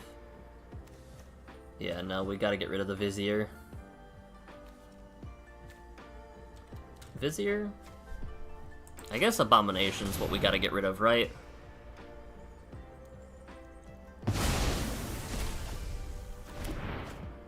But we are actually just incredibly dead if they, Oh, we could have attacked there. I forgot that it's Vigilant.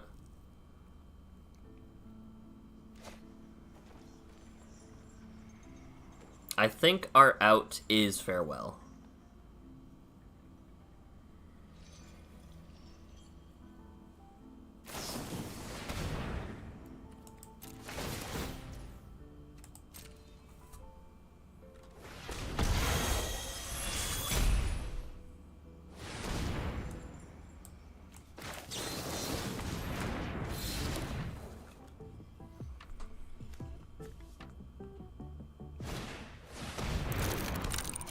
Okay.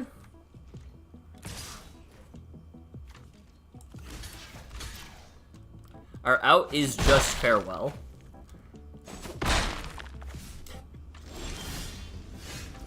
Wait. Hold. Play Lulu. Remember to attack. Because my Strike Force is Vigilant. Flash in Holy Cow. That's my game plan. First strike damage. Regular damage. They've been so scared of me having the interaction. They just need to go for it. It's not an elf. That much we know. Is it more removal, though? That's the issue.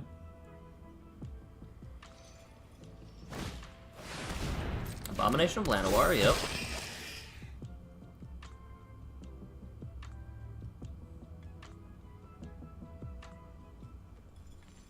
What do you have?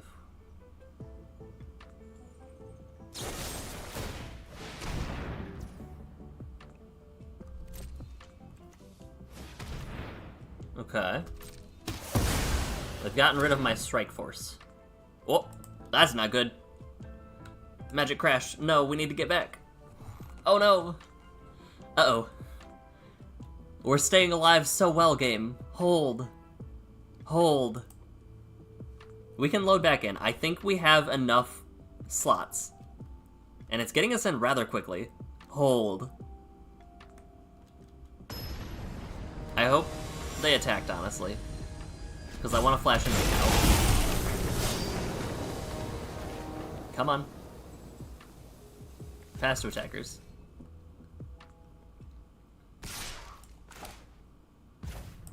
Cow. Gain 2 life, scrap. Yo? Okay. Okay, hold. We want artifacts. Right? So is it just creatures and graveyards? I think it is. I think it's just creatures and graveyards. Exile all creatures, exile all graveyards.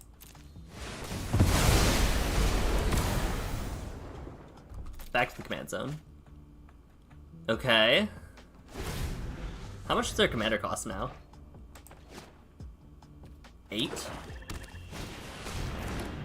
Whenever another creature dies, each opponent loses 1 life. That's not good, but it could be worse.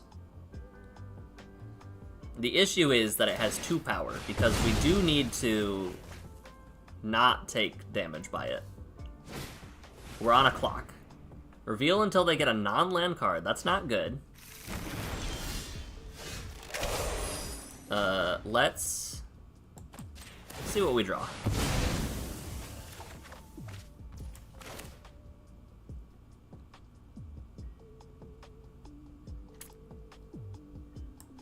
I think our Moth is our answer.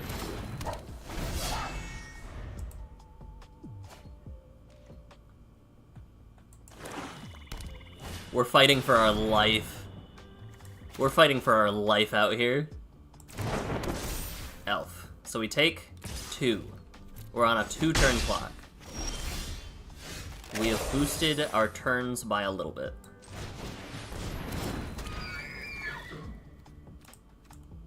Okay.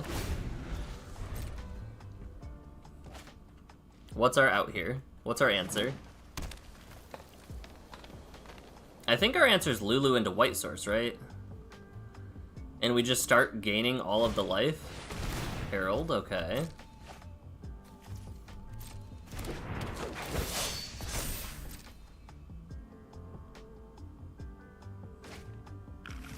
What is that?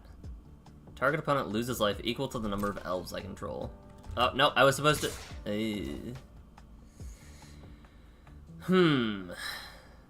That's not good.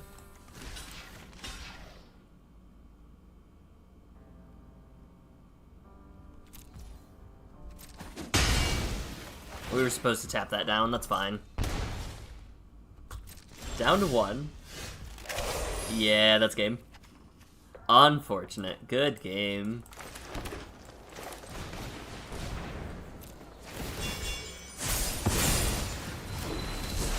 We were so close. I can't cast anything else, that's fine.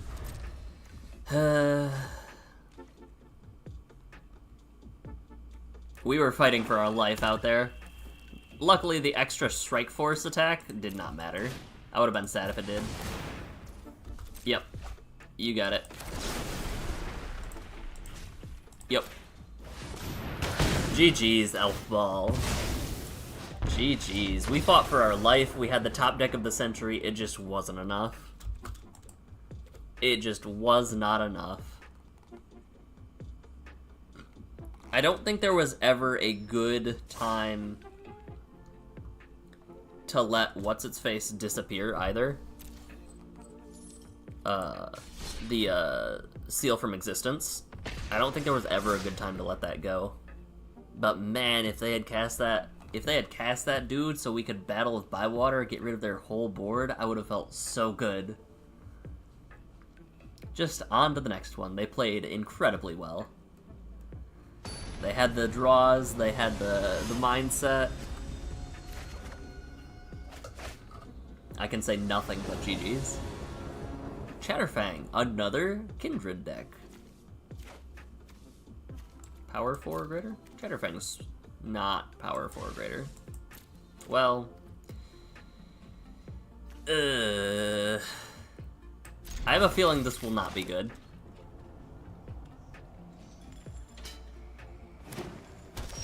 I have a sneaking suspicion this won't go very well, since they can just sack one squirrel and get rid of my things.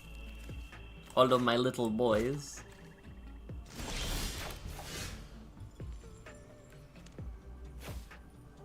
Let's...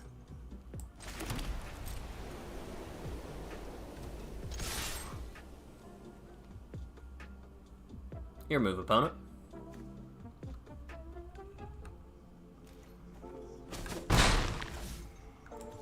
Play Mindstone.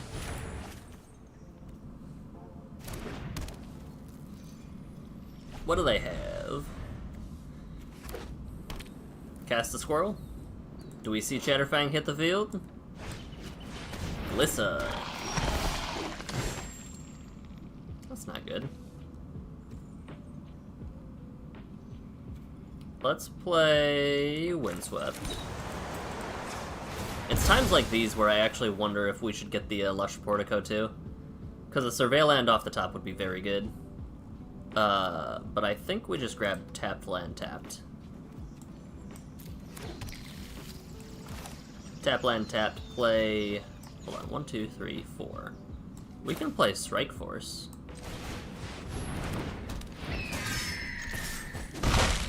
I think that's fine. They can pop an enchantment. They'll probably draw a card here. It's pretty good. No blocks. They'll play Chatterfang next turn, though, which sucks. But I think we go Lulu and just put on as much damage as possible with Strike Force.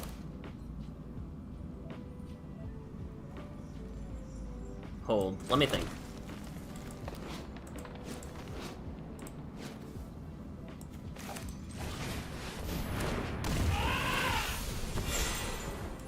Yes. I think that's the play.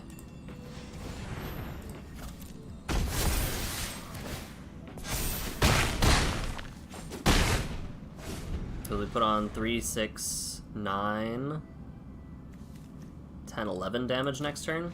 Yeah, buddy. So much pressure, and I don't think they drew a 4th land. Easy dub.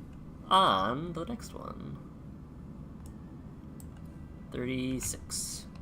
We'll run one more, and then we'll pivot to some other things, methinks. Up to 3 unspent points.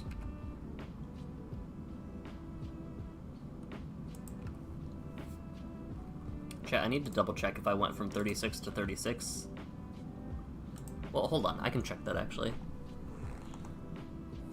I think I went from 36 to 36, but let's confirm. Got a card. Bucolic Ranch. Let me double check.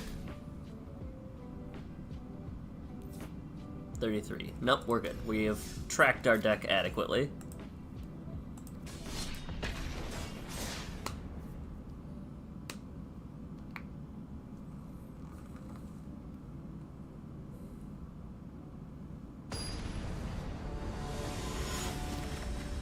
Alrighty.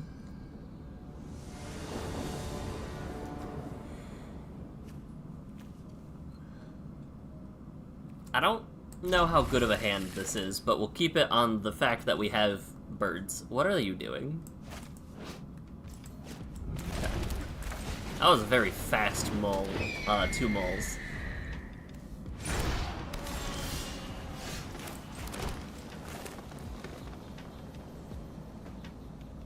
Yeah, let's go for turn 3 Lulu, plus hopefully some dudes in the air. Land attacks, okay.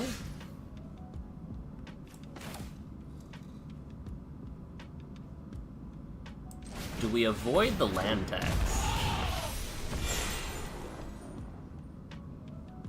No. No. I don't think we avoid land tax. I think we can let them have land tax at the cost of just going incredibly hard, incredibly quickly. But if they board wipe, we're gonna path our own creature? Maybe. We'll consider it.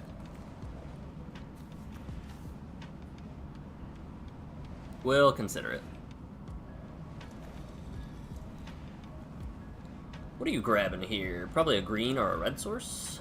Maybe a white source as well? Red source.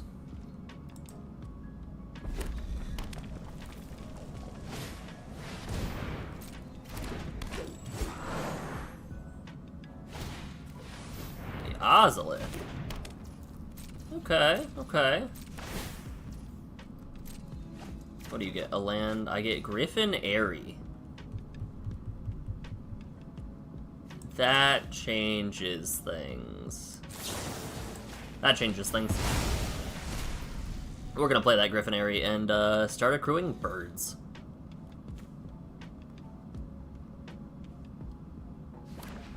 Alright, land tax will not trigger again unless they don't play that for us for some reason.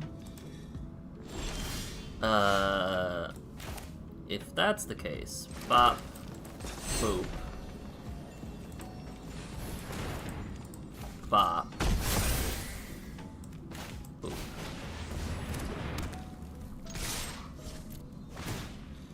Gain 2, gain 1, make bird. Profit. Let's go.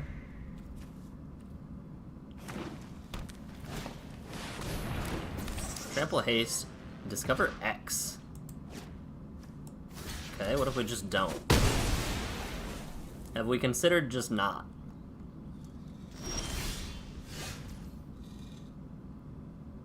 Interesting. So let's plane cycle. Let's grab our temple and put it into play tapped.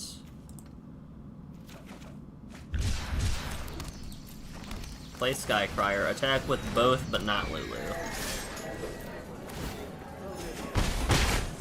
Make a bird.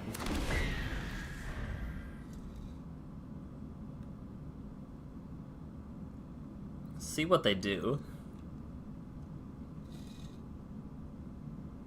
Don't think for a second that I won't trade literally everything. Ah, yeah. Ah, yeah.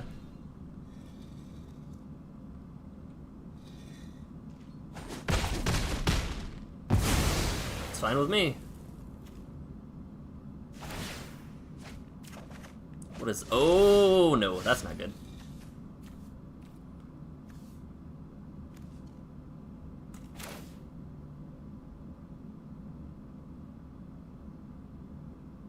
Let's draw some cards. Because that Railway Brawler, having reach sucks.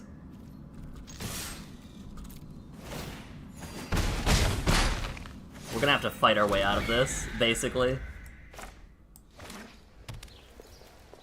I'm not gonna play Ambush Paratrooper.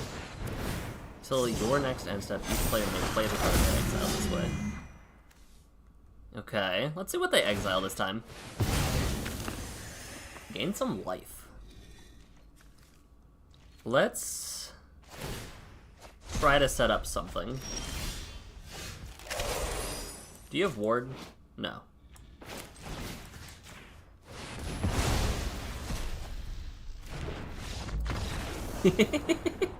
Nice. Easy. You just gotta get rid of their only answer. That Railway Brawler was gonna get out of control very fast, though. Up to 37. And let's change this up to 4. Go over here. And rock some Poke and Chill.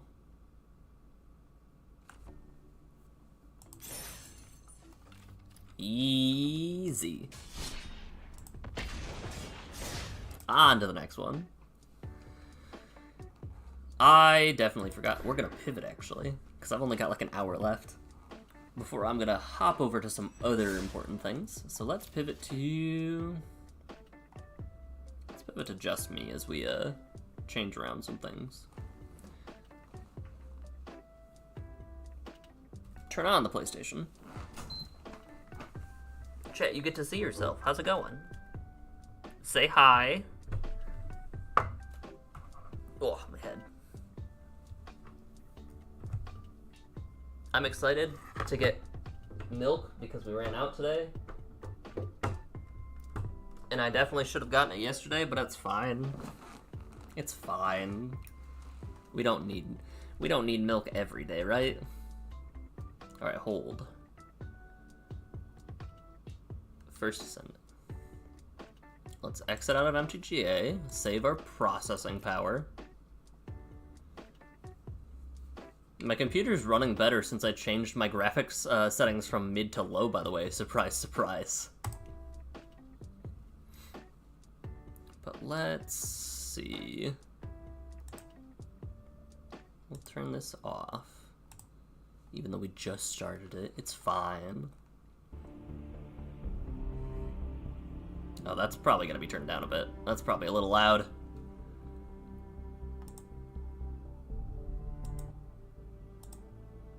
How is that on our mix? First Descendant, for some reason, its mix is incredibly loud. It's, like, incredibly loud. But let's change over to this scene.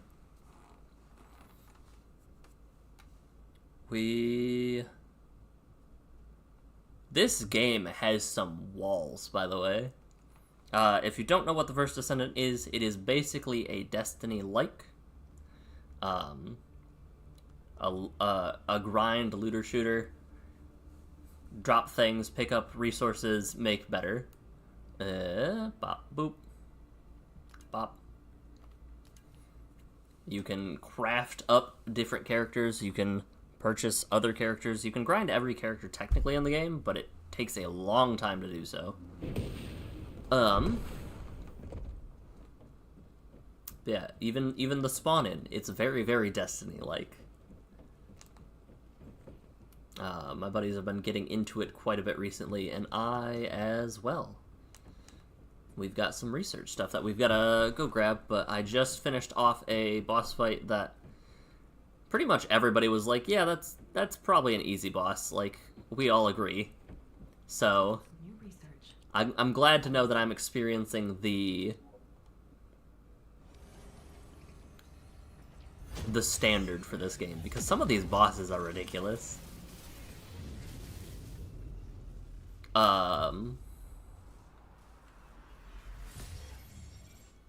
But yeah, you can research Descendants and unlock them. You can research weapons and unlock them. I'm working on getting my Thunder Cage, which is a pretty good weapon, just absolutely maxed out. So I'll probably grind that for a little bit, and then we will see what else needs to happen. Because what do I need for Thunder Cage? Literally everything.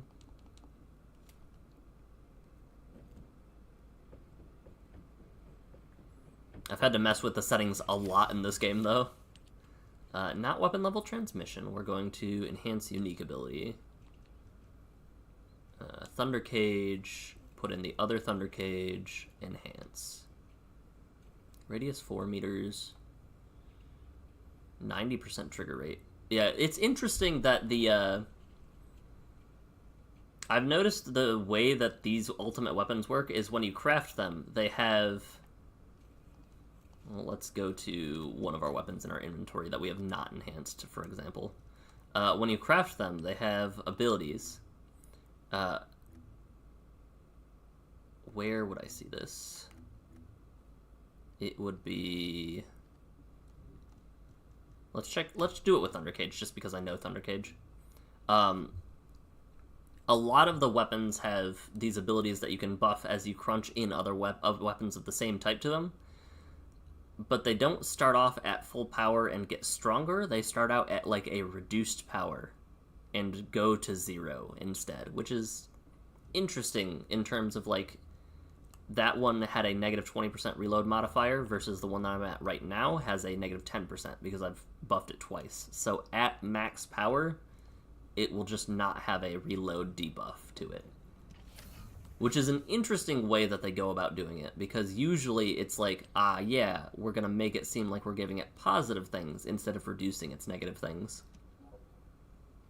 But our overcharge has been enhanced to 3 out of 4. Let's talk to the guide. Let's see what our story quest has for us.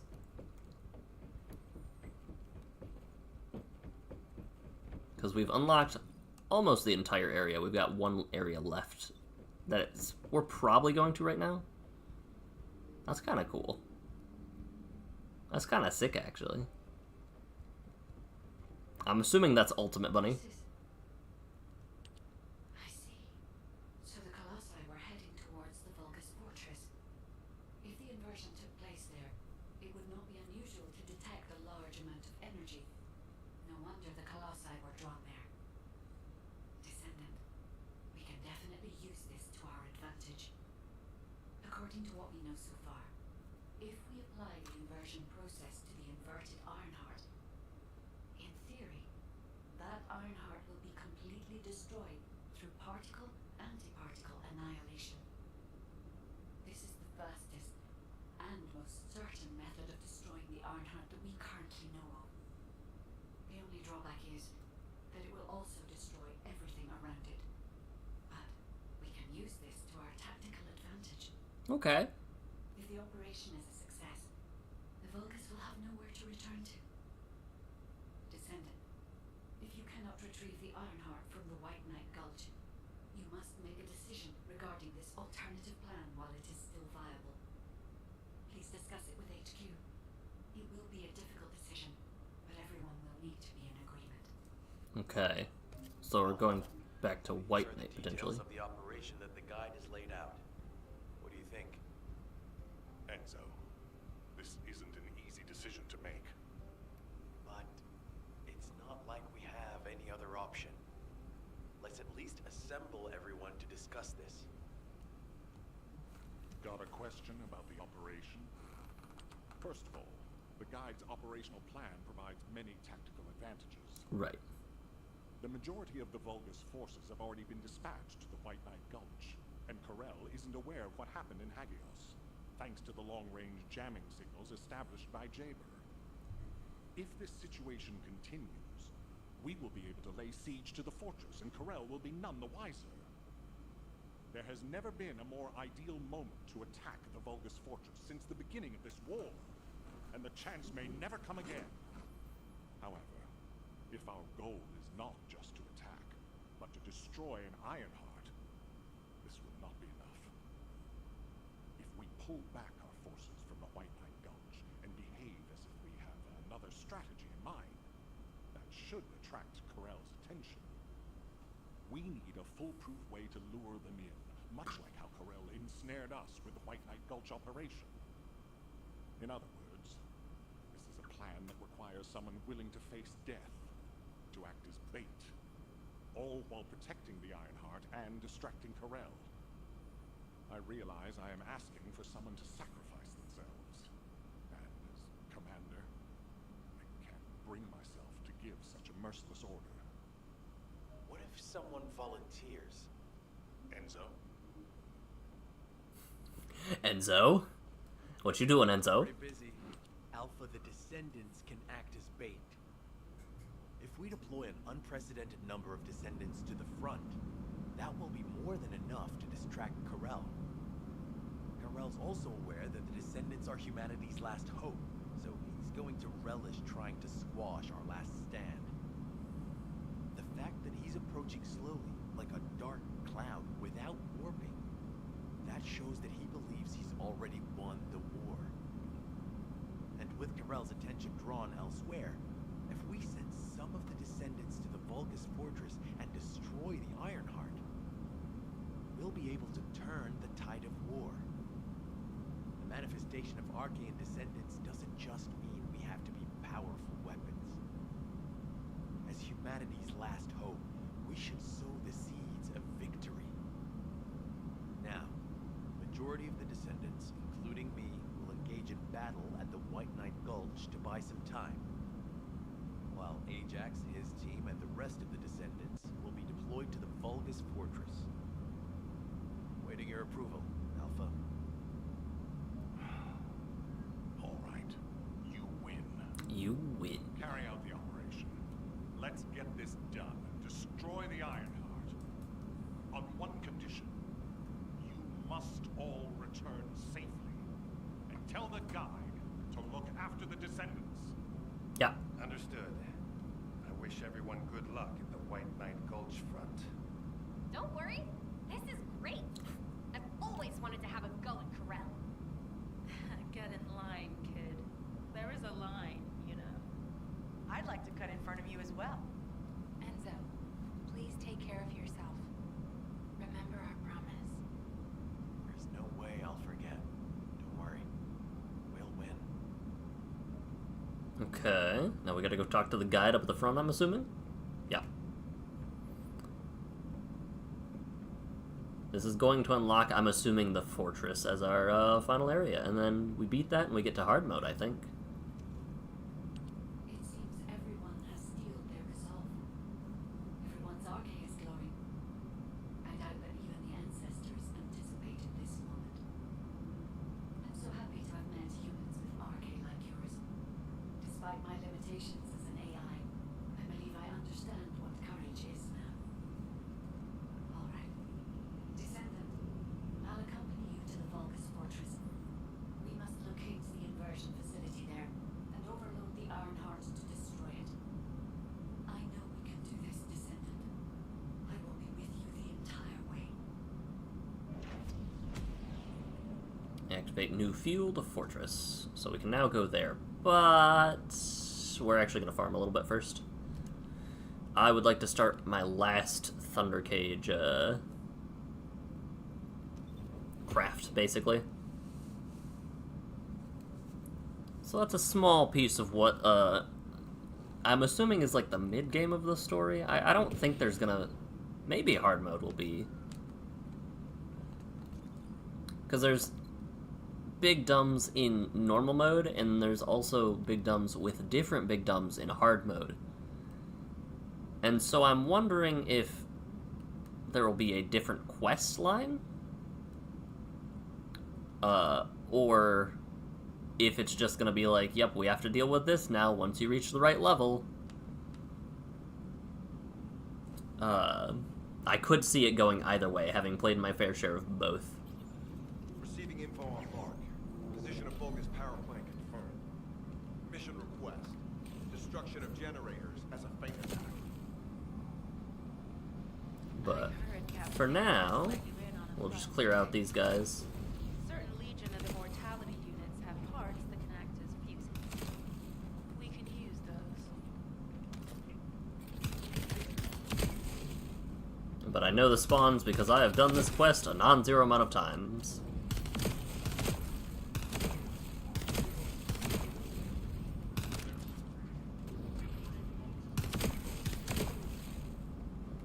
Unstable energy flow detected. Probability of fuse parts high. But I'm looking for an item that has like a 20% chance to spawn, so it's not like awful. It's definitely been... I've definitely looked for worse things, like 15% at least. And then we got you guys. And then we got you guys. And then we got the spawn up here. I completely whiffed that grenade. That's fine. Boop. Boop.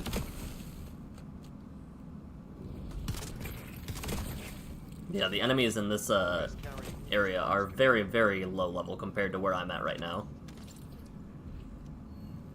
High-level Vulgus closing in. Request combat engagement. To the point where they don't usually go down in one hit like that. Relay terminated. But we did not get the roll we need. We're looking for a Thunder Cage Position of piece. Vulgus power plant confirmed. Mission request. Destruction of generators as a feint attack. Reload. So you get to hear a lot of these quest lines on repeat. Captain Harris let you in on a fun trick. Certain Legion of Immortality units have parts that can act as fuses. We can use those. Oops. Ooh, I dinged. I leveled up. Where are you going? What are you doing over there?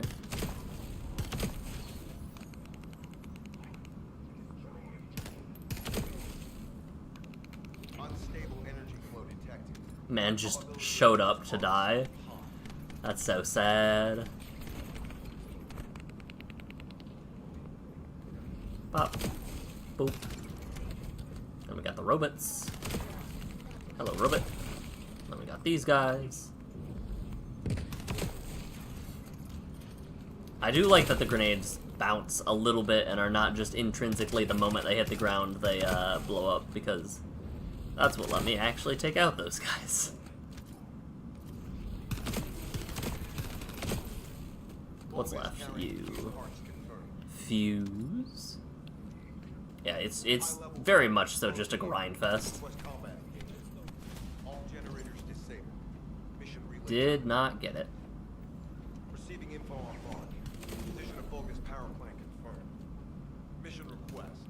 Destruction of generators as a feint attack. We're gonna hear destruction of generators as a feint attack more than a few times, though. I heard Captain Harris let you in on a fun trick.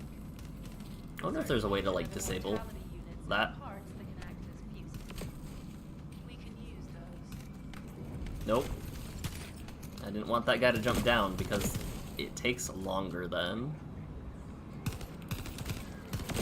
But yeah, you have a bunch of different people with abilities. Honestly, I might run a specific character that's good at wave clearing, just so I can do this a little bit more efficiently. Although I'm already doing a pretty good job, I would say.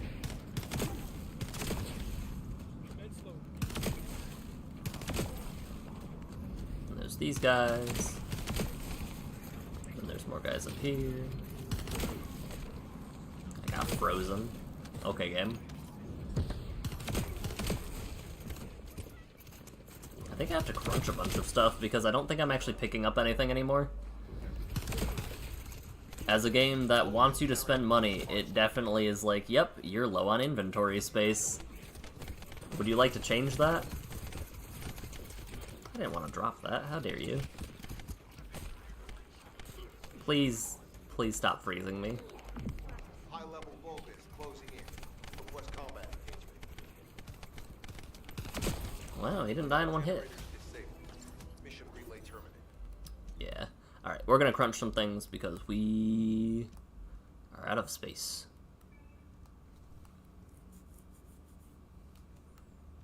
Let's crunch some of these up to 78, it looks like.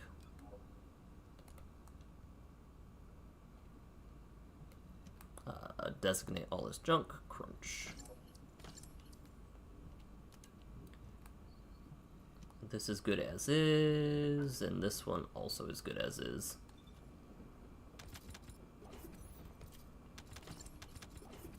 Just pick up a bunch of stuff that lets us get resources later on too.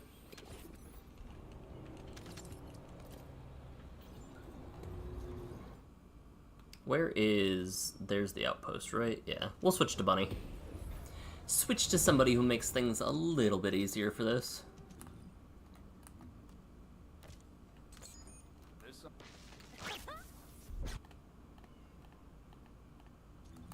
And then we'll just warp back. I'm actually curious as to the respawn, or the despawn, distance of items in this game.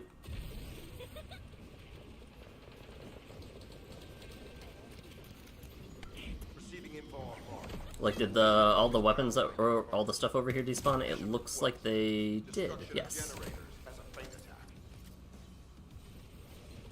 I heard Captain Harris let you in on a fun trick. Certain Legion of Immortality units have parts that can act as fuses. We can use those.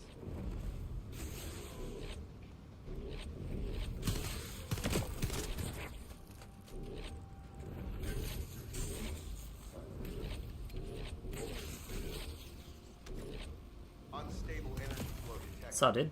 Probability of fuse parts high. And then we attach that there, run up here, and just blast through these guys too.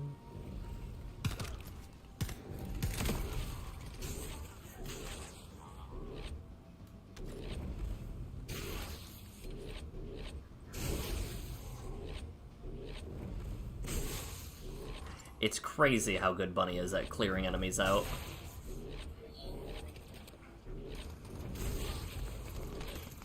Vulgus carrying fuse parts. He dropped his fuse. Bomb that. Drop the big guy. I missed. No, I missed. I'm so upset that I missed that. Did we get what we needed? No. Then we run it again. Receiving info on mark. But yeah, how's your day going, chat? Anything fun, cool, or exciting planned, or Mission request. a little bit more of the same? Destruction of generators as a feint attack. I heard Captain Harris let you in on a fun trick. I know I've got a little bit of stuff that I want to do today after stream. I'm gonna work on some stuff around the house, make sure that it's a little bit more picked up, because it's not quite where I want it to be. But then after that, I'm gonna maybe work on some art a little bit more, maybe learn a little bit more stuff. Alright guys, calm down. We do have an Apex update tomorrow that I'm very excited for, but I also know that my internet is going to be down for some portion of tomorrow. But it does mean, I believe, that our stream stuff will not be affected Wednesday, which is good. Then the big guys spawn. Then the little guys spawn again. And the boss spawns. Or the fuse guy, I guess. And I don't want to get frozen, so I'm going to do this. High-level Vulgus closing in. Request combat engagement. It's nice doing some monotonous stuff at times. Mission relay terminal. And we got our Thunder Cage, so we're good to go to the next one. So we're going to go here and do some Kuiper mining. Yeah, I've got... Things are going all right. Things are going pretty well. Get to where we need to go very quick. Thank you, Bunny.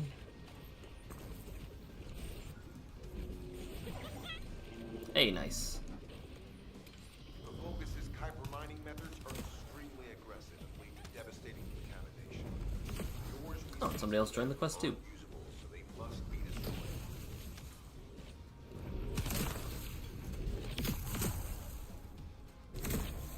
That storage box contains the Kuiper collected by the enemy. Opening it will reveal the contaminated Kuiper. Kuiper disassembler operation. Please destroy as much of the Vulgus Kuiper Yeah, as it's very impressive that you can get a weapon as good as this is, as early as this is. Because Thunder Cage just has incredible... It's very good at keeping a lot of enemies off of you, which makes it very good for people who cannot get rid of a lot of enemies and focus more on, like, getting rid of bosses.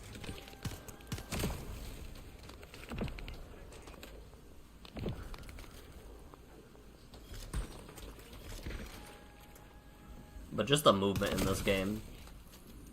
I'm a sucker for I'm a sucker for games that have zip guns. Ways to zip from place to place very quickly. So like Spider-Man, this game, Apex Legends with Pathfinder specifically, like it's all good. It's all very nice. I enjoy it a lot. Oh, I shot my friend thinking they were an enemy. Hey, we got it in one. That's what I like to hear. And then we go here. And I'm gonna go back to somebody that I can level up because this quest is time gapped or time gated, and you just have to wait 2 minutes or 3 minutes. So we're not gonna be Bunny. We're instead gonna be. Let's try Sharon.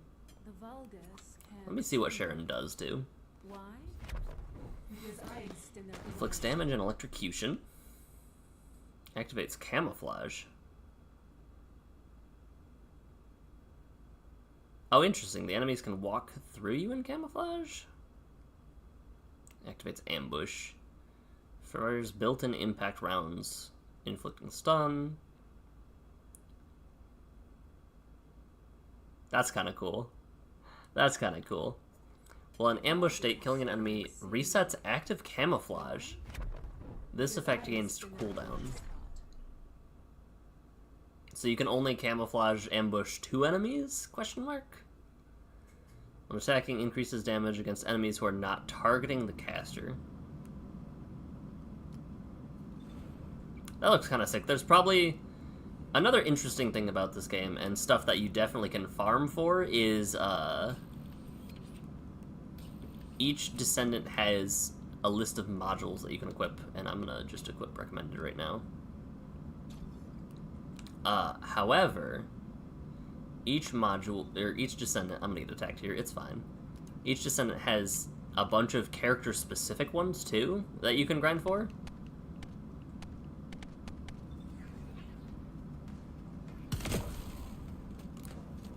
And the character-specific ones have some pretty cool abilities, honestly. So, like, let me look for Sharon's.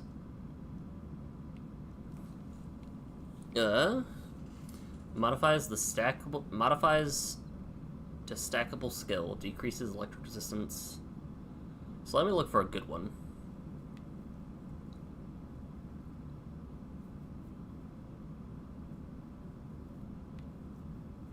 Modifies cutoff beam. Oh, so Sharon doesn't actually have that many. Modifies cutoff beam, so it can be released as a sword aura.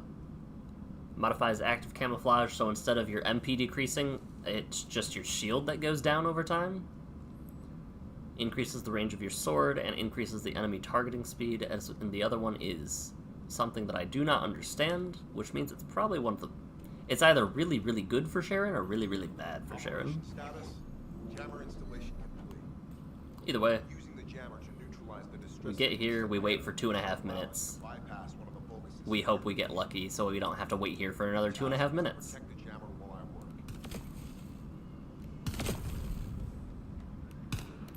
Because we literally don't need to move from this spot until we run out of ammo. More enemies spawn over there.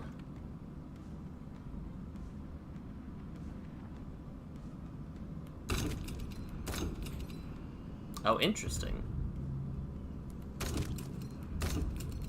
I'm so bad. No. This is fine. Crazy.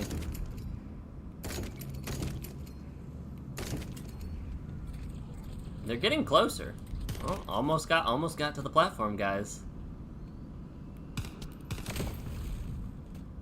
Some random guy over there is running that event. JM's running that thing, and so some of the enemies are just gonna get distracted by him. Sorry, JM. But yeah, this is what this game is. Some nice grinding, huh? There are also some missions, like, obviously, you can only get specific things from Colossi battles. And some of the Colossi battles are a little bit more difficult. Is that it? Is that it? That guy has a laser that comes out of here, I think, soon. High-level Vulgus closing in. Oh, I forgot about you. I don't really care if I get frozen, it's fine.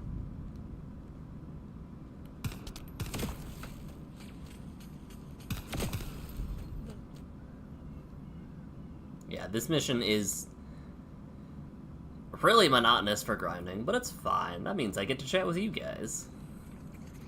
What in the world? Stop it. Bad. And I get to level up characters relatively quickly. Alright. They're not going to be able to destroy it in time, so we can start collecting this stuff. Is my stuff full already?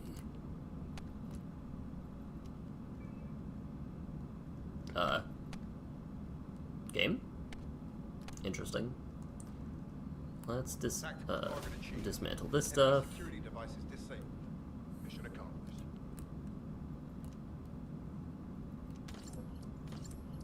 Did it actually dismantle those things, or did it just say... Okay. Yeah, for some reason it did not. I'm assuming while it was trying to load the end of the round, it was not gonna let me have it at all. Let me just confirm we did not get the Thunder Cage. Yeah, no.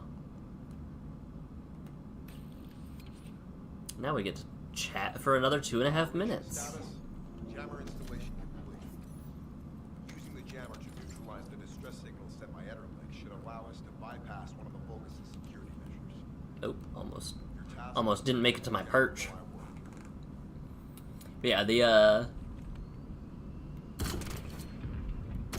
it just feels very, very satisfying, like, zipping around. This is probably the closest thing I've seen to, like... Obviously, there are actual Attack on Titan games, but, like, this gives Attack on Titan vibes, especially when you're fighting the Colossi. Because you, Colossi big monsters. And big monsters, you zip around and try to fight them, like... It's just Attack on Titan coded, for sure. It reminded me of a game that a buddy of mine and I played, Lost Planet 2, which is a very good game with some very good, good big monster fights. Lost Planet 2 has a very good story, honestly. I was not as fond of 3, to the point where I don't actually think I finished 3. Oh, he's going this way this time. Wow. That ragdoll. Good old ragdoll physics.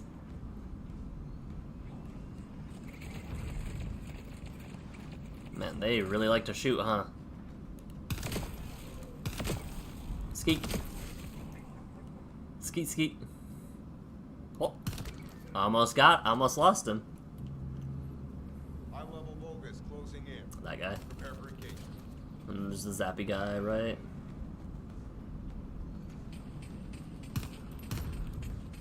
Oh, I can shoot you from there.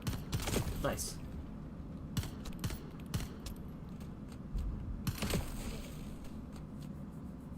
$30 seconds. I want to use my sword. I want to see what it looks like. Okay. It's very fast. It is much quicker than I thought it would be to use. There's a big guy. Wow. Look at him. I love that there's a module that you can get that's just called Have Aiming.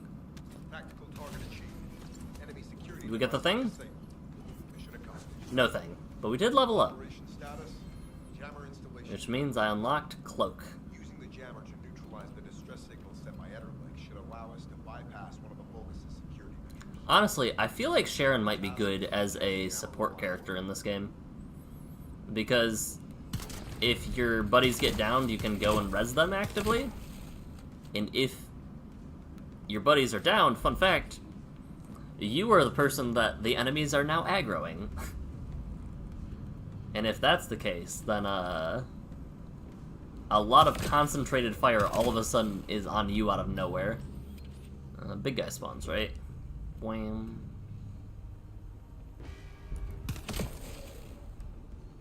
And then guys over here spawn. Right? Oh, it's back over there. I feel lied to.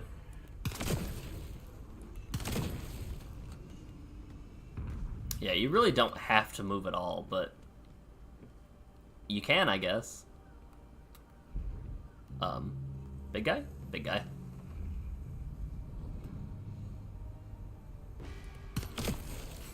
He was dead before he even actually showed up. And then these guys. What's up, bunny?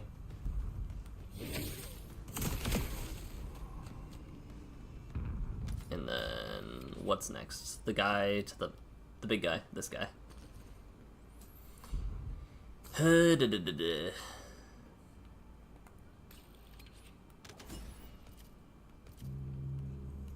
level Vulgus closing in.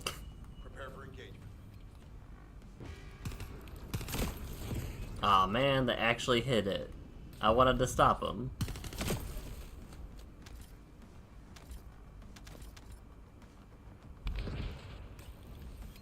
Oh, I forgot about those guys.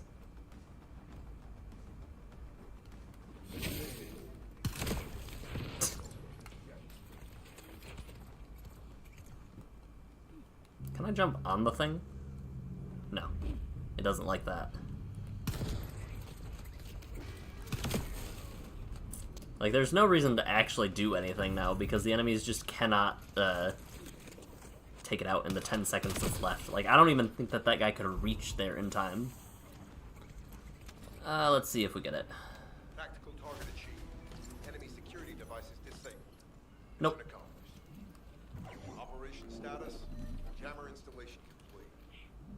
Using the jammer to neutralize the distress signal sent by Ederle should allow us to bypass one of the Vulgus' security measures. Okay. Your task I don't know why they just warped over there. Oh, they've got a beam rifle. A weapon that I don't actually enjoy very much in this game from my limited use with it. Oh. Pop. Oh. Almost got it there. And then it's here, and then it's back here again. I missed. No. I wanted to get him before he spawned.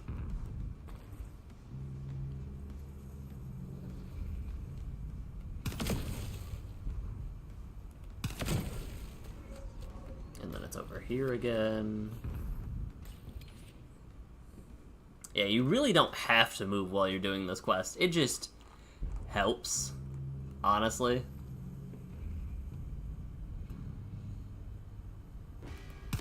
Ah, I missed again. No. And then these guys spawn. Where are you spawning, dudes?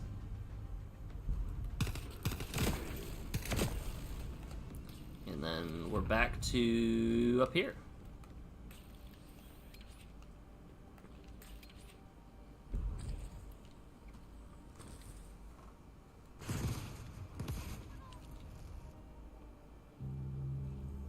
High level Vulgus closing in. Prepare for engagement.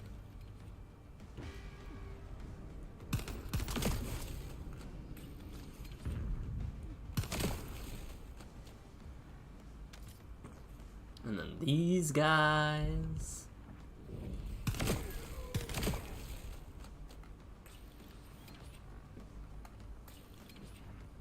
Easy.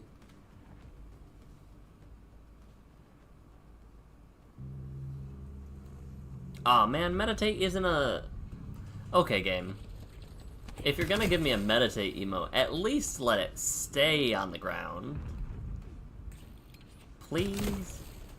The sit emote is the only emote that I've noticed in this game that doesn't end, basically. I guess there's also high five, too, but... Enemy security devices disabled. Mission accomplished. Yep, gotta do it again. Operation status. Jammer installation complete. Using the jammer to neutralize the distress signal sent by Ederle should allow us to bypass one of the Vulgus' security measures.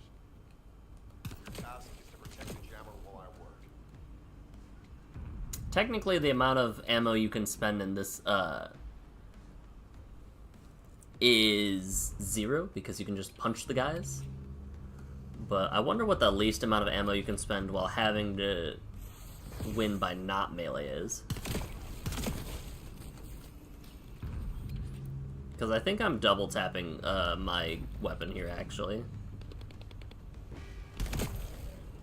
Yeah, I'm not pressing it quick enough and let go quick enough that I don't actually do any damage. Right, these guys again.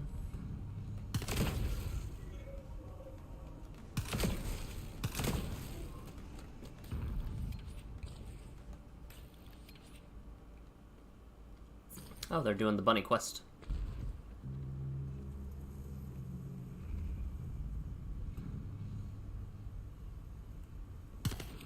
Wait, wasn't the big guy supposed to spawn?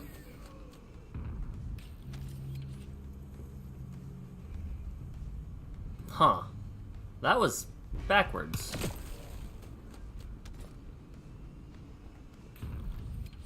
That was actually just backwards.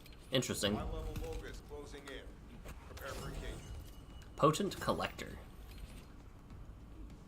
That sounds like it's a good thing to put on, right? Then these guys spawn.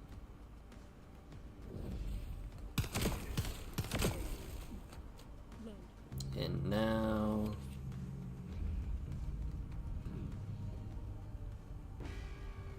Oh. Now that that's happening, let me check my Descendant module and see what Potent Collector does.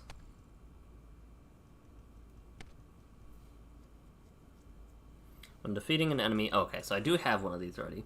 When defeating an enemy, it instantly recovers 12% of the custom resources at a certain percent. But it is at a certain percent chance to do so.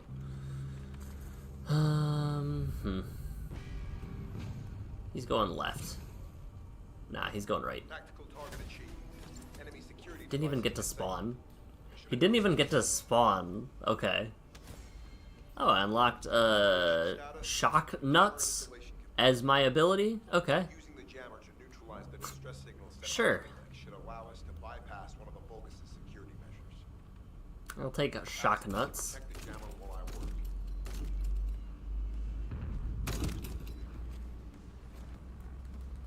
I wonder what the set chance is after that's actually leveled up. Uncuts back. We got dudes over there. Why can I not? Oh, because it's technically gonna hit the thing. Easy. Please be kind to me, RNG, by the way. It'd be really cool if RNG was kind to me. Then the robots again.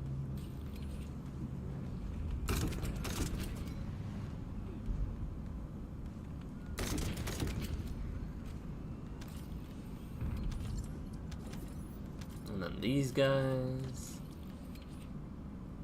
Oh, Uncut found the bunny thing. Nice.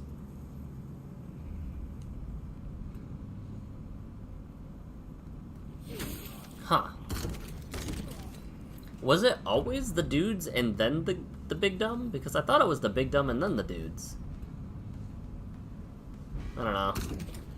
Oh, I shot him too fast that time. He wasn't actually tangible that time, huh? High-level Vulgus I closing missed. in. Prepare for engagement. That's tough.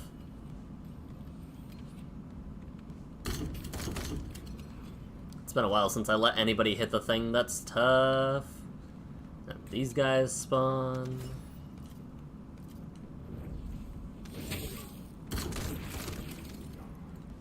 Ah, I missed. And this big dumb spawns, and then I think that's it, basically. Quick scope. Oh, I forgot about these guys technically could do something.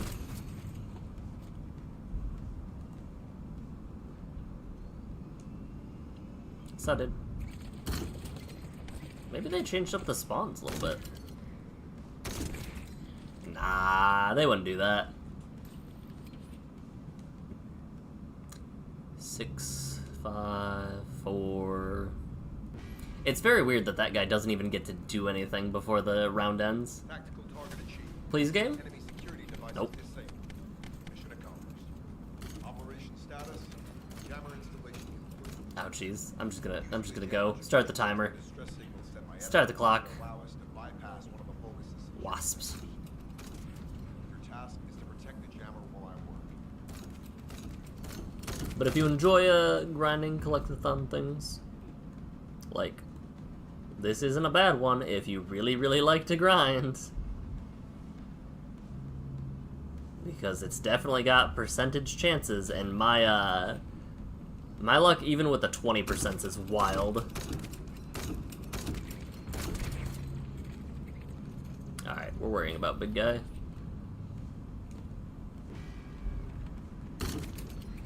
Now we can worry about little guy. Yeah, I was running a, not this mission, but a 20% chance mission with a group of buddies. And by the time they had like 5 or 6, I had 1. On a 20% thing. We ran it like 40, 50 times, and I got... I think by 50 I had 2. On 20%. Which, I was a statistical anomaly for a little bit there, honestly. Alright, big dumb. Swipe. Target eliminated. Target eliminated. Target was lemonaded. High-level Vulgus closing in. Oh, I forgot that I didn't have my scout rifle. Then we got the big dude that zaps a lot. Then we got the little dudes over here. It's just fun. It's like a playground. It makes you zip and zop everywhere. What's not to love? Like, look at that. Now I'm over here when they spawn. Oh, I do have to sneeze. I couldn't mute it. I'm sorry. No zaps. No zaps for you. Oh, my body. My nose.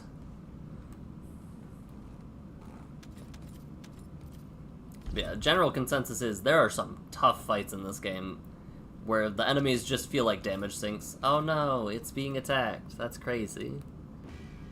Anyway, I'm gonna craft this stuff. Tactical target achieved. Enemy security devices disabled. Mission accomplished. And I don't think I got it again, so let's double check. Nope. I do kind of wish my 20% chance bad luck wasn't on this one and was on one of the ones that I could finish quicker, but Should allow us to bypass it's fine. Oh, I forgot those guys spawn first. I don't think that should have hit.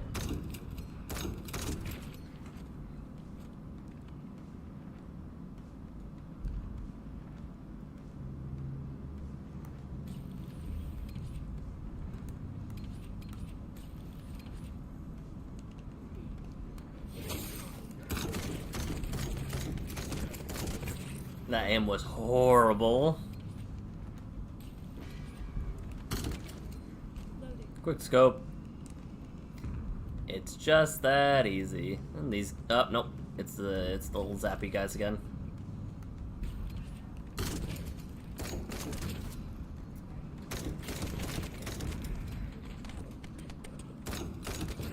Oh jeez. Oh jeez, it's all going bad. It's all going wrong. I guess it's just always little guys that spawn first, huh?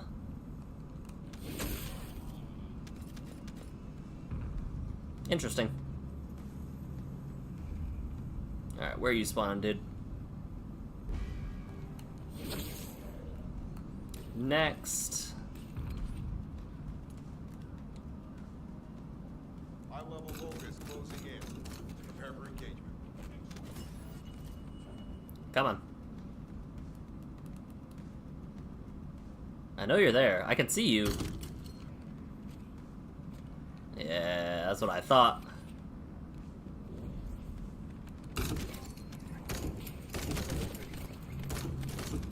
Both of you dodged that? Come on. Don't do this to me, game. And then there's these guys that spawn. There is also a sense of satisfaction when you're running something enough times that you're like, yep, these guys spawn, then these guys spawn, and then I can set down, like, damage for an AoE attack here. It just feels very good. Like, I get to zap this guy before the mission actually ends. 4, 3. Target Oh. eliminated. Tactical target achieved. Game, please. Enemy security device Game, please. disabled. Mission accomplished. Okay. Operation Gotta love 20% odds. And these are the easiest odds in this game. should allow us to bypass one of the Vulgus' security measures. It's fine. I'm not upset. To protect the jammer while I work. Oh man, these guys saw me too now.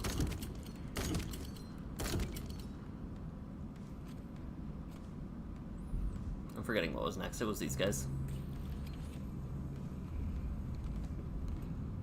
But these guys is actually these guys.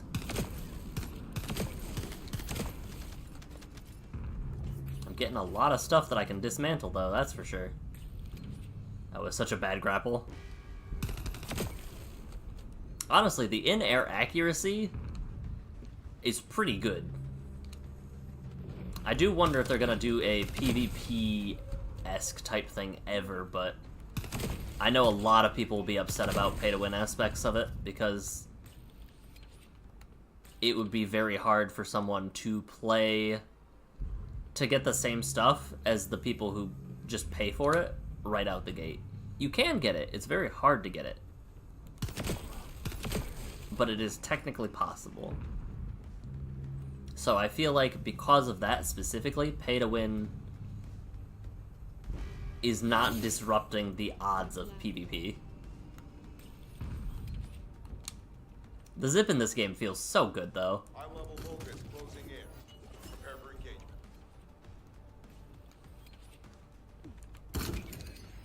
Loading. Yeah, like mid-air accuracy, you shoot where you shoot and it hits. Whether you're on the ground or in the sky. I wonder how close I am to leveling up. We're halfway, so not bad. Loading.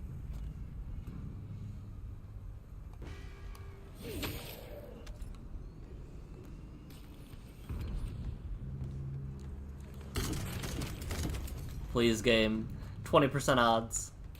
I know you can hear my desire and it's dripping with it, but please. I'll even let the little guys shoot the thing for a little bit if it'll appease you. Desire sensor, please. Not this guy, though. I want to shoot this guy. Oh no, they're shooting it. Oh, somebody stop them. Alright. Tactical target achieved. Enemy security devices disabled. Mission accomplished. No. Operation status. This is fine. Installation complete. I've been lucky in a lot of games, so being unlucky in this game is fine, I guess. It makes sense. My luck catches up somewhere, and if it catches up in this game out of all of the games that I play, that's fine. I would prefer that, honestly.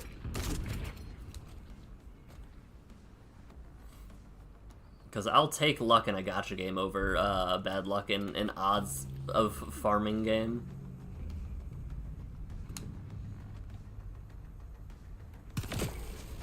Ooh, I unlocked my final ability.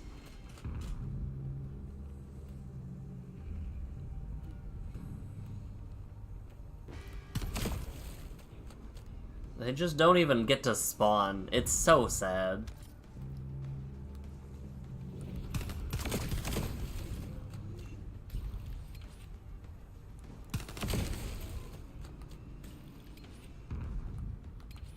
But no, any game that, like, has a grappling hook that you get to actively use in real time makes me feel very good. Oh. Oh, the big guy did spawn first this time. Oh. So it is a chance thing, then.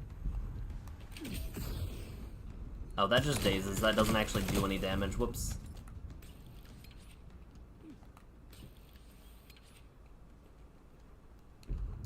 Every so often I get that weird momentum on that swing.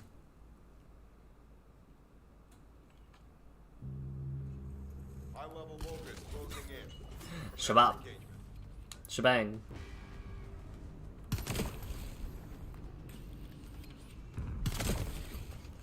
Then these guys spawn. It's almost therapeutic. And then big guy spawns again? Question mark? Or does it just go straight to... Yeah, big guy spawns again, cool. Oni King. What? That guy actually has time to run. This is crazy.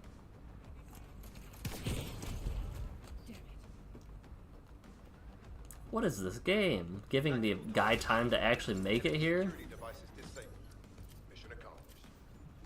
Operation status, jammer Please, game.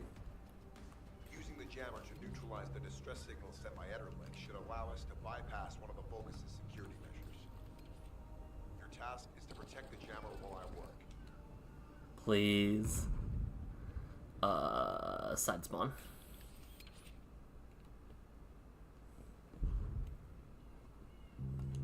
Activating stealth.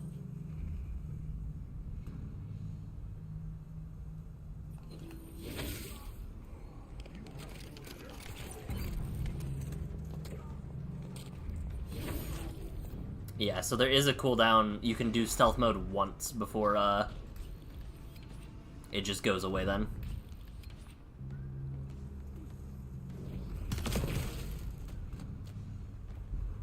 That's interesting. I thought for sure that there would be a way for Sharon just to, like, continually stay in stealth mode.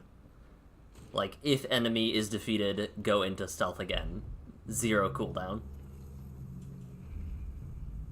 Big guy or little guys? What is it this time? Little guys. Wow. Maybe I should let it, like, simmer for a little bit. Maybe I'll let them, like, do their thing and live. I miss that so bad. And then it'll increase my odds of actually getting what I need. Excited. High-level Vulgus closing in. Prepare for Ooh, gold thing.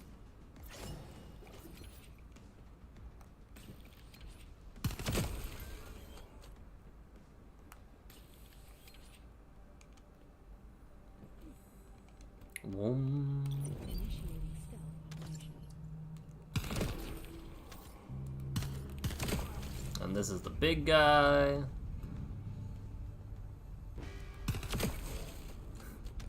They don't even get a chance to breathe. They touch the air and perish. Then we got the couple guys over here and big guy spawn over here.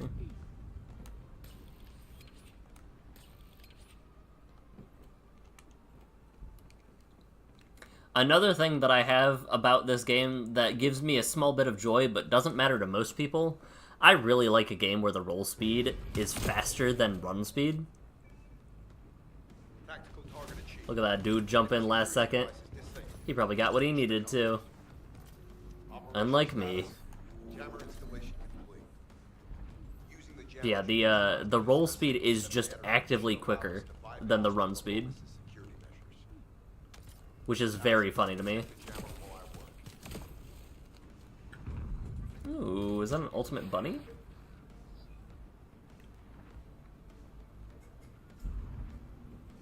No.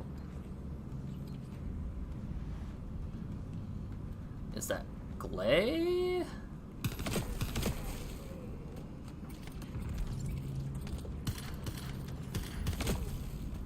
Oh, that was a tough fight. Didn't know if I was gonna take that guy out. Oh, we are max on stuff. Hold on.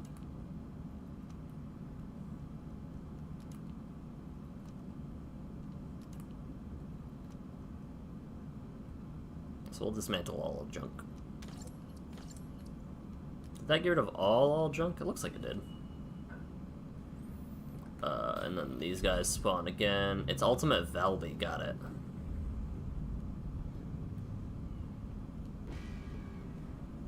Big guy spawn. Potent collector again, let's go.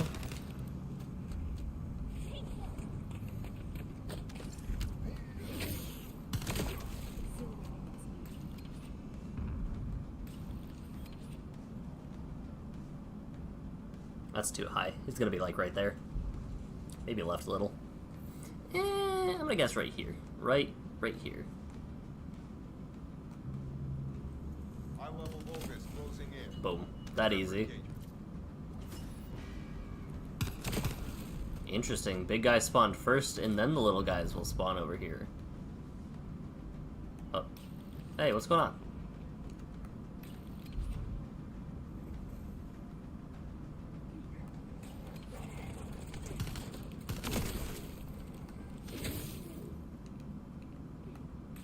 I was like, what's going on over here? Who's smacking things? Ah, there was another wave over there I forgot about. That's tough. And big guy actually has enough time to run towards it this time. Let's go. Please, game. I crave Thunder Cage. What if I say it really nicely, please? Tactical target achieved. Enemy security devices disabled. Nope. Check numbers. Alright. I don't need it. Operation status. Jammer installation. Really don't need Thunder Cage. It's not a big deal. Jammer to neutralize the distress signal sent by Ederlich should allow us to bypass one of the Vulgus' security measures. Neat little Your braid. task is to protect the jammer Oh, while I work. see you later. I guess they got what they needed after 2 runs. That's so sad. I'm just running this to help other people. Like, look at this level 39 guy. He probably can't do this mission on its own.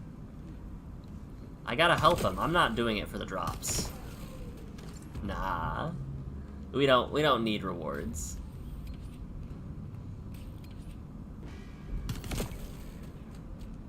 Loading. Oh yeah, these guys spawn again. We're just doing it to help out the little guys, you know?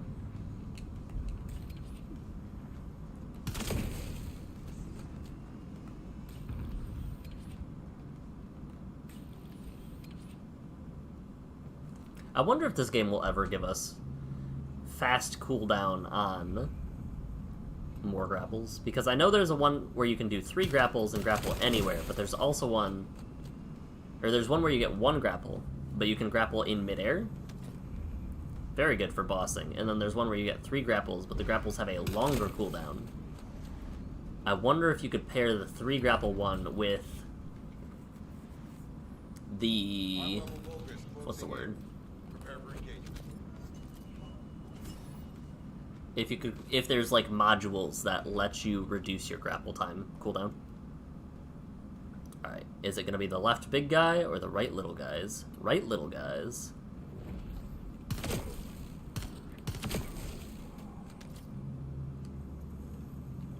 He's gonna be right here. That's my guess. I was wrong.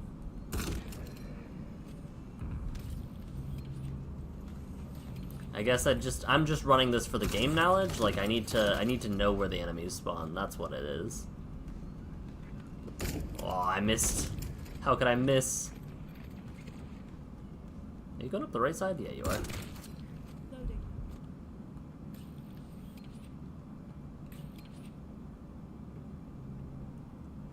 Boom.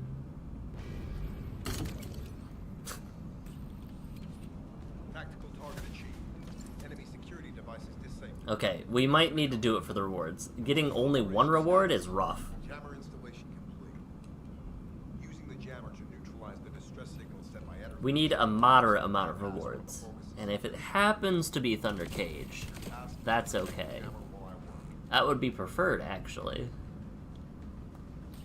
Chat, you're witnessing me in real time lose my sanity. Just as an FYI.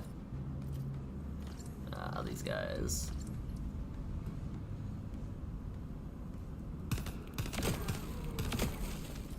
I think the Vulgus are all mechanoid beings, question mark?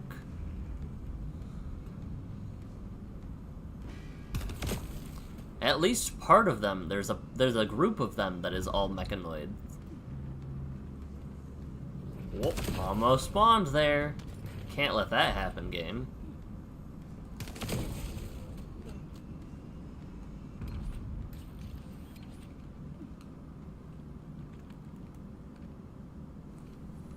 There's probably a way to tell by what spawns up top, whether it's the big guy or the little guy.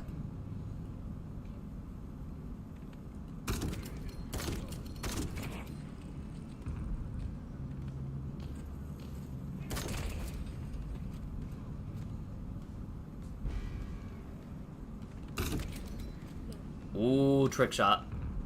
Easy. If you haven't realized, I'm talking through it with you guys to ease my insanity. Just to ease it at least a little bit. Are these Kyber shards? Yeah, I need a lot of these. A lot of these. Oh. He's got it. It's fine.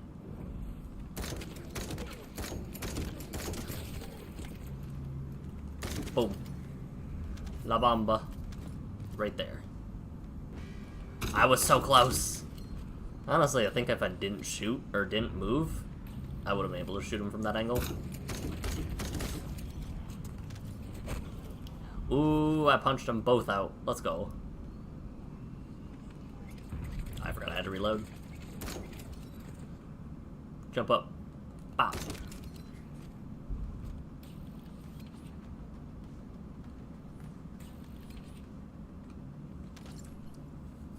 I think this might actually just be the definition of insanity, honestly. The same thing over and over again, hoping for a different result? Security devices disabled. Mission accomplished. That sounds accurate to me. Jammer installation complete. Using the jammer to neutralize the distress signal sent by Etterlink should allow us to bypass one of the Vulgus' security measures. Your task is to protect the jammer while I work. Alright, then these guys... What if I just don't move from here, actually? We're gonna not move this game. We're gonna do this over here. What? Weird.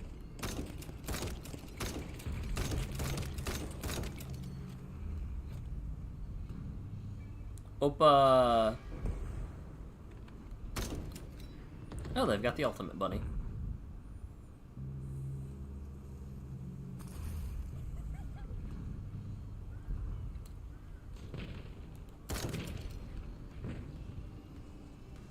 Good job, Drips.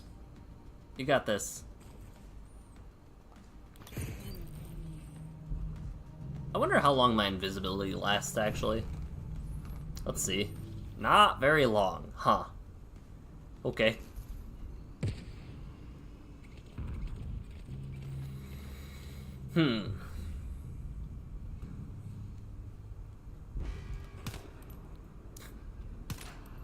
Oh, he's gonna jump up. Who's gonna get him? Is it me or the other guy?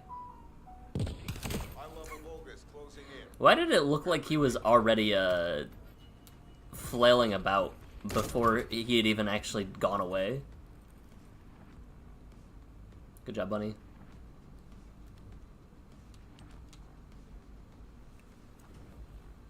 Yeah, this should last a lot longer. Just my humble opinion.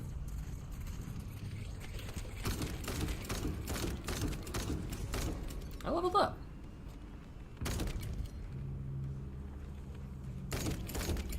I think there's some semblance of ragdoll physics, actually. Not quite what I meant. Where if you, because I shot a guy on the shoulder and he, like, turned that way. Yeah. There's some physics in this game. Let's go. Can I shoot this guy?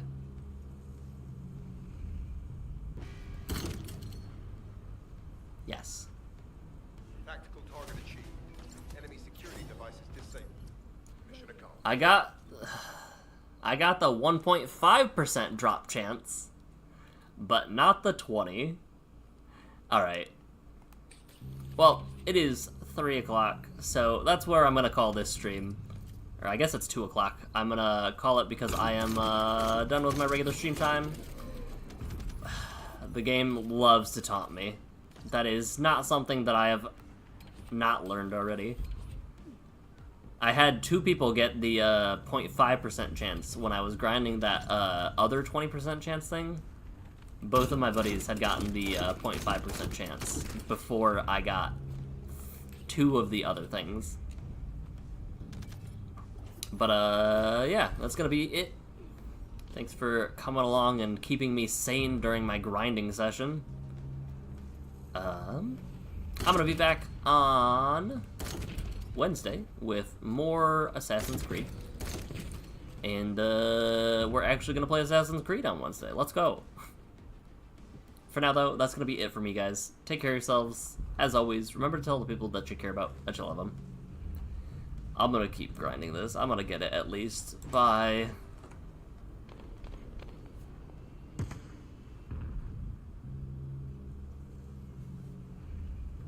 Wom.